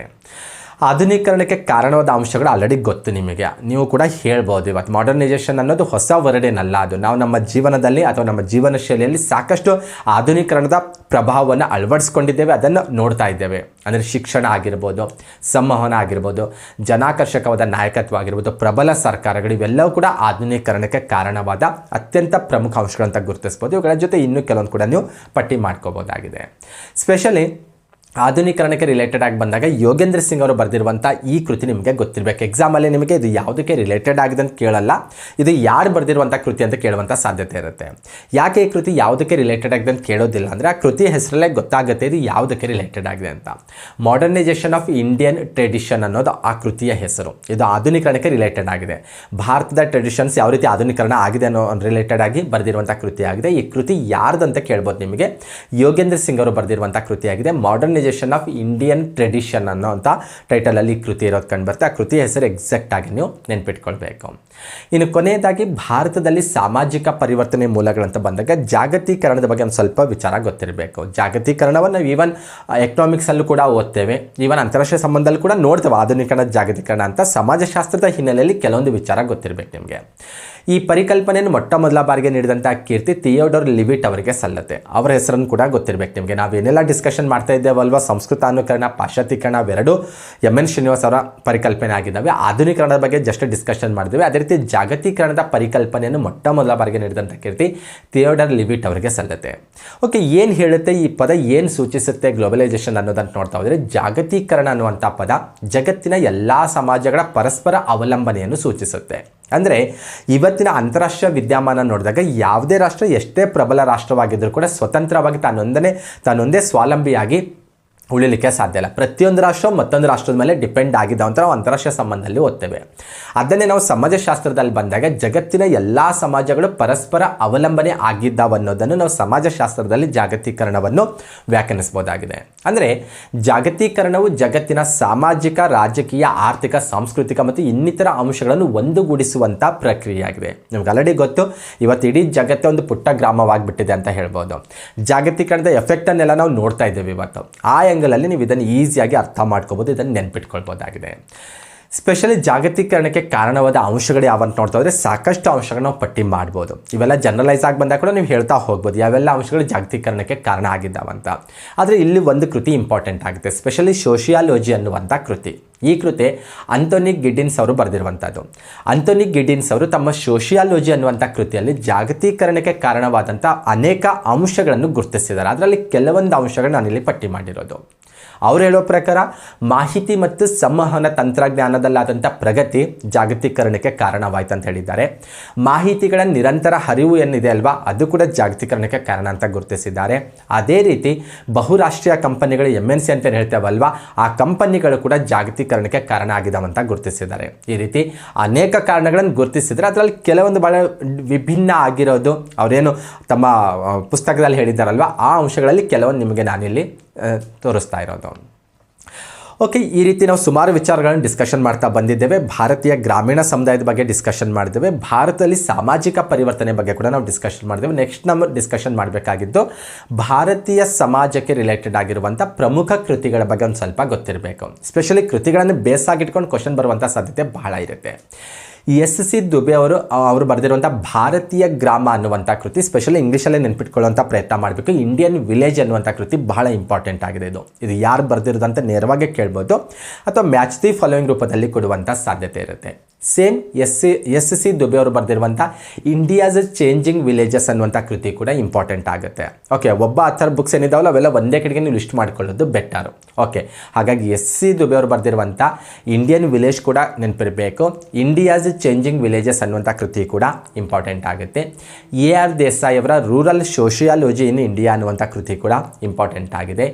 B. ಕುಪ್ಪುಸ್ವಾಮಿ ಅವರು ಬರೆದಿರುವಂಥ ಭಾರತದಲ್ಲಿ ಸಾಮಾಜಿಕ ಬದಲಾವಣೆ ಅಥವಾ ಇಂಗ್ಲೀಷ್ ವರ್ಡ್ ನೋಡೋದಾದರೆ ಸೋಷಿಯಲ್ ಚೇಂಜ್ ಇನ್ ಇಂಡಿಯಾ ಅನ್ನುವಂಥ ಕೃತಿ ಕೂಡ ಇಂಪಾರ್ಟೆಂಟ್ ಆಗುತ್ತೆ.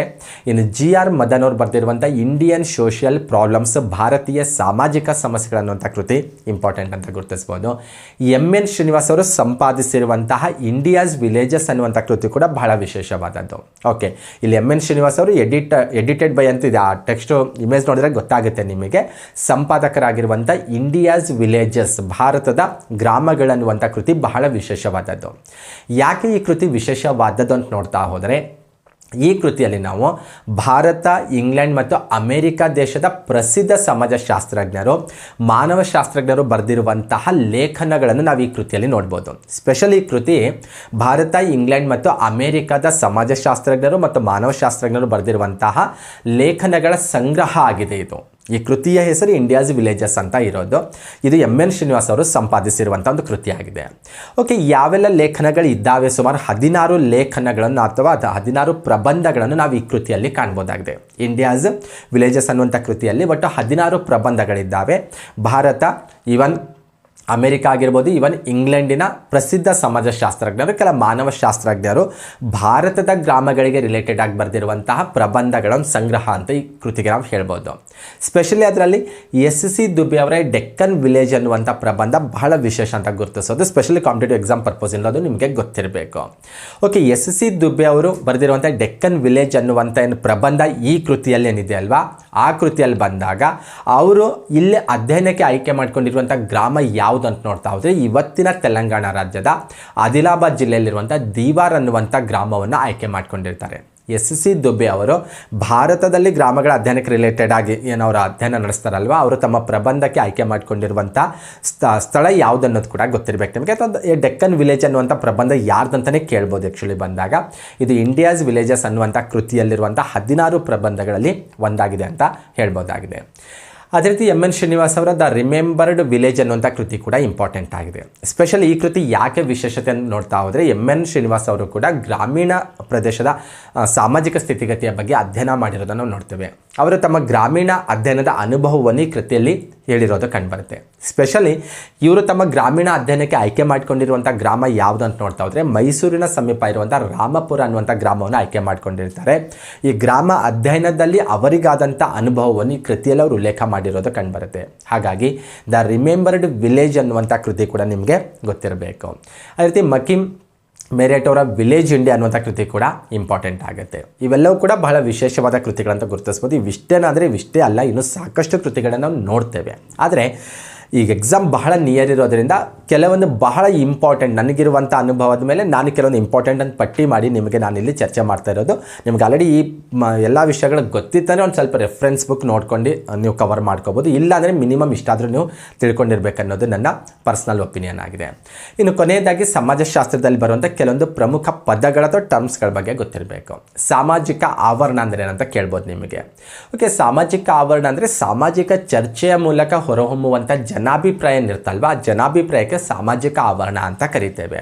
ಸ್ಪೆಷಲಿ ಈ ಕಾನ್ಸೆಪ್ಟನ್ನು ಬಳಸಿದಂತಹ ಕೀರ್ತಿ ಜರ್ಮನಿಯ ಸಮಾಜಶಾಸ್ತ್ರಜ್ಞರಾಗಿರುವಂಥ ಜೋರ್ಗನ್ ಹೆಬರ್ಮಾಸ್ ಅವರಿಗೆ ಸಲ್ಲುತ್ತೆ. ಹಾಗಾಗಿ ಜೋರ್ಗನ್ ಹೆಬರ್ಮಾಸ್ ಅವರ ಹೆಸರು ಕೂಡ ನೆನ್ಪಿಟ್ಕೊಳ್ಬೇಕು. ಸಾಮಾಜಿಕ ಆವರಣ ಅಂದರೆ ಏನು ಅನ್ನೋದ್ರ ಬಗ್ಗೆ ಕ್ಲಾರಿಟಿ ಇರಬೇಕು. ಎಕ್ಸಾಮಲ್ಲಿ ನಿಮಗೆ ಸಾಮಾಜಿಕ ಆವರಣ ಅಂದರೆ ಏನಂತ ಕೇಳ್ಬೋದು. ಆಪ್ಷನ್ಸಲ್ಲಿ ಬಂದಾಗ ಎಕ್ಯುರೇಟ್ ಆಗಿ ಇರ್ಬೋದು ಅಥವಾ ಇಲ್ಲದೆ ಇರ್ಬೋದು. ನಿಯರೆಸ್ಟ್ ನೀವು ಅಲ್ಲಿ ಫೈಂಡ್ ಔಟ್ ಮಾಡಿದ್ರೆ ಬೆಟರ್ ಅಂತ ಅನಿಸುತ್ತೆ. ಇನ್ನು ಕುಲೀನೀಕರಣದ ಬಗ್ಗೆ ಒಂದು ಸ್ವಲ್ಪ ಗೊತ್ತಿರಬೇಕು. ಏನಿದು ಅಂತ ನೋಡ್ತಾರೆ, ಫಸ್ಟ್ ಆಫ್ ಆಲ್ ಈ ಕಾನ್ಸೆಪ್ಟನ್ನು PN ಪ್ರಸಾದ್ ಅವರು ಬಳಸಿರೋದು ಕಂಡುಬರುತ್ತೆ.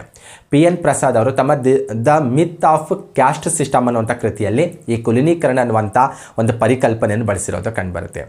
ಏನಿದು ಕುಲೀನೀಕರಣ ಅಂತ ನೋಡ್ತಾ ಹೋದರೆ, ಕೆಳ ಸ್ಥಾನಮಾನದ ಬ್ರಾಹ್ಮಣರು ಉನ್ನತ ಅಂತಸ್ತಿನ ಬ್ರಾಹ್ಮಣ ಕುಟುಂಬದಲ್ಲಿ ವಿವಾಹವಾಗುವ ಮೂಲಕ ತಮ್ಮ ಸ್ಥಾನಮಾನವನ್ನು ಹೆಚ್ಚಿಸಿಕೊಳ್ಳುವಂಥ ಪ್ರಕ್ರಿಯೆಯನ್ನು ಈ ಕುಲೀನೀಕರಣ ಅನ್ನುವಂಥ ಪದ ಸೂಚಿಸುತ್ತೆ ಅಂತ ಹೇಳ್ಬೋದು. ಹಾಗಾಗಿ ಇಂಥ ವರ್ಡ್ಸ್ ಒಂದು ಸ್ವಲ್ಪ ನೀವು ನೀಟಾಗಿ ಅಭ್ಯಾಸ ಮಾಡಿರಬೇಕು. ಇನ್ನೂ ಸ್ವಲ್ಪ ವರ್ಡ್ಸ್ ಏನಾದರೂ ಎಕ್ಸ್ಟ್ರಾ ಬೇಕಾದರೆ ನೀವು ಸೆಕೆಂಡ್ PU ಸೋಷಿಯಾಲಜಿ ಬುಕ್ಕಲ್ಲಿ ಕೊನೆಯಲ್ಲಿ ಪಟ್ಟಿ ಮಾಡಿಕೊಟ್ಟಿದ್ದಾರೆ ಕೆಲವೊಂದು, ಅದರಲ್ಲಿ ಕೆಲವೊಂದು ಸೆಲೆಕ್ಟ್ ಮಾಡ್ಕೊಂಡು ಓದ್ಕೊಬೋದು. ನಿಮಗೆ ಯಾವುದು ಗೊತ್ತಿಲ್ಲ ಅಲ್ವಾ ಅಂಥ ಟರ್ಮ್ಸನ್ನು ನೀವು ಓದ್ಕೋಬೋದು. ಕೆಲವೊಂದು ಗೊತ್ತಿತ್ತಂದರೆ ನೀವು ಸ್ಕಿಪ್ ಮಾಡ್ಬೋದು. ಒಟ್ಟಲ್ಲಿ ಸೆಕೆಂಡ್ PU ಬುಕ್ಕಲ್ಲಿ ಕೊನೆಯಲ್ಲಿ ಒಂದು 2-3 ಪೇಜಲ್ಲಿ ಏನು ಮಾಡಿದರೆ ಇಂಥ ವರ್ಡ್ಸ್ಗಳನ್ನೆಲ್ಲ ಕೊಟ್ಟಿದ್ದಾರೆ. ಅವರು ಒಂದು ಟೈಮ್ ನೋಡ್ಕೊಳ್ಳೋದು ಬೆಟರ್ ನನ್ನ ಪ್ರಕಾರ. ನಿಮ್ಗೊಂದು ಸ್ವಲ್ಪ ಕ್ಲಾರಿಟಿ ಸಿಗುತ್ತೆ. ಎಕ್ಸಾಮಲ್ಲಿ ಬಂದರೆ ಈಸಿಯಾಗಿ ಆನ್ಸರ್ ಮಾಡ್ಬೋದು. ಹಾರ್ಡ್ಲಿ ನೀವು ಒಂದು ಹಾಫ್ ಆನ್ ಅವರ್ ಕೂತ್ರೆ ಒಂದು 2-3 ಪೇಜನ್ನು ನೀಟಾಗಿ ಅರ್ಥ ಮಾಡ್ಕೋಬೋದು. ಅದರಲ್ಲಿ ನಿಮಗೆ ಯಾವ್ದು ಗೊತ್ತಿಲ್ಲ ಅಂತ ಸೆಲೆಕ್ಟೆಡ್ ಮಾಡಿ ಓದ್ಕೋಬೋದು ಅಂತ ಹೇಳ್ಬೋದು. ಓಕೆ, ಇದಿಷ್ಟು ಭಾರತೀಯ ಸಮಾಜ ಮತ್ತು ಅದರ ಬೆಳವಣಿಗೆಗೆ ರಿಲೇಟೆಡ್ ಆಗಿರುವಂಥ ಕೆಲವೊಂದು ವಿಷಯಗಳ ಚರ್ಚೆ ಆಗಿತ್ತು. ಇದರ ಜೊತೆಗೆ ನಾವು ಆಲ್ರೆಡಿ ಗ್ರಾಮೀಣ ಸಹಕಾರ ಸಂಘದ ಬಗ್ಗೆ ಕೂಡ ಡಿಸ್ಕಷನ್ ಮಾಡಿದ್ವಿ, ಆಲ್ರೆಡಿ ಆ ಕ್ಲಾಸ್ ಕೂಡ ಅಪ್ಲೋಡ್ ಆಗಿದೆ.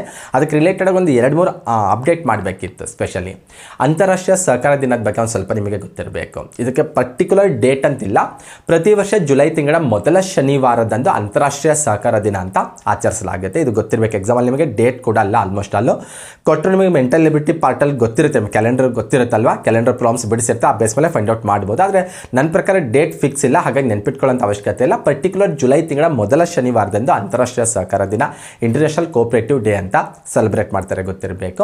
2024ರಲ್ಲಿ ಅಂತಾರಾಷ್ಟ್ರೀಯ ಸಹಕಾರ ದಿನದ ಥೀಮ್ ಏನಾಗುತ್ತೆ ಅನ್ನೋದು ಗೊತ್ತಿರಬೇಕು. ಕೇಳುವಂಥ ಪಾಸಿಬಿಲಿಟಿ ಇರುತ್ತೆ ನಿಮಗೆ. Cooperatives build A better future for all ಅನ್ನುವಂಥ ಥೀಮ್ 2024ರ ಇಂಟರ್ನ್ಯಾಷನಲ್ ಕೋಆಪರೇಟಿವ್ ಡೇ ಅಲ್ಲಿ ನಾವು ಆಚರಿಸಿರೋದು ಕಂಡುಬರುತ್ತೆ. ಆ ಥೀಮ್ ಇಟ್ಕೊಂಡು ನಾವು ಸೆಲೆಬ್ರೇಟ್ ಮಾಡಿರೋದು ಕಂಡುಬರುತ್ತೆ. ಇನ್ನು ವಿಶ್ವಸಂಸ್ಥೆ 2025ನೇ ಇಸ್ವಿ ಅಥವಾ ವರ್ಷವನ್ನು ಇಂಟರ್ನ್ಯಾಷನಲ್ ಇಯರ್ ಆಫ್ ಕೋಆಪರೇಟಿವ್ಸ್ ಅಂತ ಸೆಲೆಬ್ರೇಟ್ ಮಾಡಲಿಕ್ಕೆ ಅಧಿಕೃತವಾಗಿ ಅದು ಡಿಕ್ಲರೇಷನ್ ಮಾಡಿದೆ. ಹಾಗಾಗಿ ಇದು ಕೂಡ ಗೊತ್ತಿರಬೇಕು. 2025ನೇ ವರ್ಷವನ್ನು ಅಂತಾರಾಷ್ಟ್ರೀಯ ಸಹಕಾರ ವರ್ಷ ಅಂತ ಆಚರಿಸಲಿಕ್ಕೆ ವಿಶ್ವಸಂಸ್ಥೆ ಜನರಲ್ ಅಸೆಂಬ್ಲಿಯಲ್ಲಿ ಘೋಷಣೆ ಮಾಡಲಾಗಿದೆ. ಥೀಮ್ ಕೂಡ ಕೊಟ್ಟಿದ್ದಾರೆ ಅವರು, cooperatives build A better world ಅನ್ನೋದು 2025ರ ಒಂದು ಥೀಮ್ ಆಗಿದೆ. ಆ ವರ್ಷ ಕೂಡ ಅದಕ್ಕೆ ರಿಲೇಟೆಡ್ ಆಗಿದೆ ಅನ್ನೋದು ಕೂಡ ಗೊತ್ತಿರಬೇಕು. ಮತ್ತು 2012ನೇ ಇಸ್ವಿಯನ್ನು ಕೂಡ ಇಂಟರ್ನ್ಯಾಷನಲ್ ಇಯರ್ ಆಫ್ ಕೋಆಪರೇಟಿವ್ಸ್ ಅಂತ ಸೆಲೆಬ್ರೇಟ್ ಮಾಡಲಾಗಿತ್ತು. ಇವೆರಡು ಗೊತ್ತಿರಬೇಕು ನಿಮಗೆ, ಎರಡರ ಬಗ್ಗೆ ಕೂಡ ಕ್ಲಾರಿಟಿ ಇರಬೇಕಂತ ನಾನು ಹೇಳ್ತಾ ಇರೋದು. ಓಕೆ, ಇದಿಷ್ಟು ಭಾರತೀಯ ಸಮಾಜ ಮತ್ತು ಅದರ ಬೆಳವಣಿಗೆಗಳಿಗೆ ರಿಲೇಟೆಡ್ ಆಗಿರುವಂಥ ವಿಷಯವಾಗಿದೆ.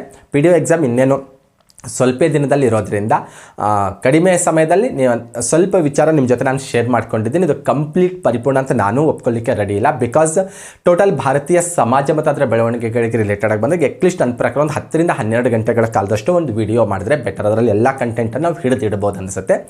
ಈ ಎಕ್ಸಾಮ್ ಪರ್ಪೋಸಿಂದ ಒಂದು ರೀಕಾಲ್ಗೆ ಯೂಸ್ ಆಗಲಿ ಅಂತ ಮಾಡಿರೋದು. ಮತ್ತು ಯಾರಾದರೂ ಬಿಗಿನರ್ಸ್ ಇದ್ದರೆ, ಯಾರೋ ಆ ವಿಷಯವನ್ನು ನಾನು ಟಚ್ಚೇ ಮಾಡಿಲ್ಲ ಅಂದರೆ ಒನ್ ಟೈಮ್ ನೀವು ನೋಡ್ಕೊಂಡು ಹೋದರೆ ಖಂಡಿತ ನಿಮ್ಗೆ ಏನಾದರೂ ಹೆಲ್ಪ್ ಆಗ್ಬೋದು, ಅಥವಾ ಒಂದು ಕಾನ್ಫಿಡೆನ್ಸ್ ಲೆವೆಲ್ ಕೂಡ ನಿಮಗೆ ಹೆಚ್ಚಾಗ್ಬೋದು ಅಂತ ಹೇಳ್ತಾ ಇವತ್ತಿನ ಕ್ಲಾಸನ್ನು ಮುಗಿಸ್ತಾ ಇದ್ದೀನಿ. ಮತ್ತೆ ಮುಂದಿನ ವಿಡಿಯೋದಲ್ಲಿ ಭೇಟಿಯಾಗೋಣ. ಎಲ್ಲರಿಗೂ ನಮಸ್ಕಾರಗಳು.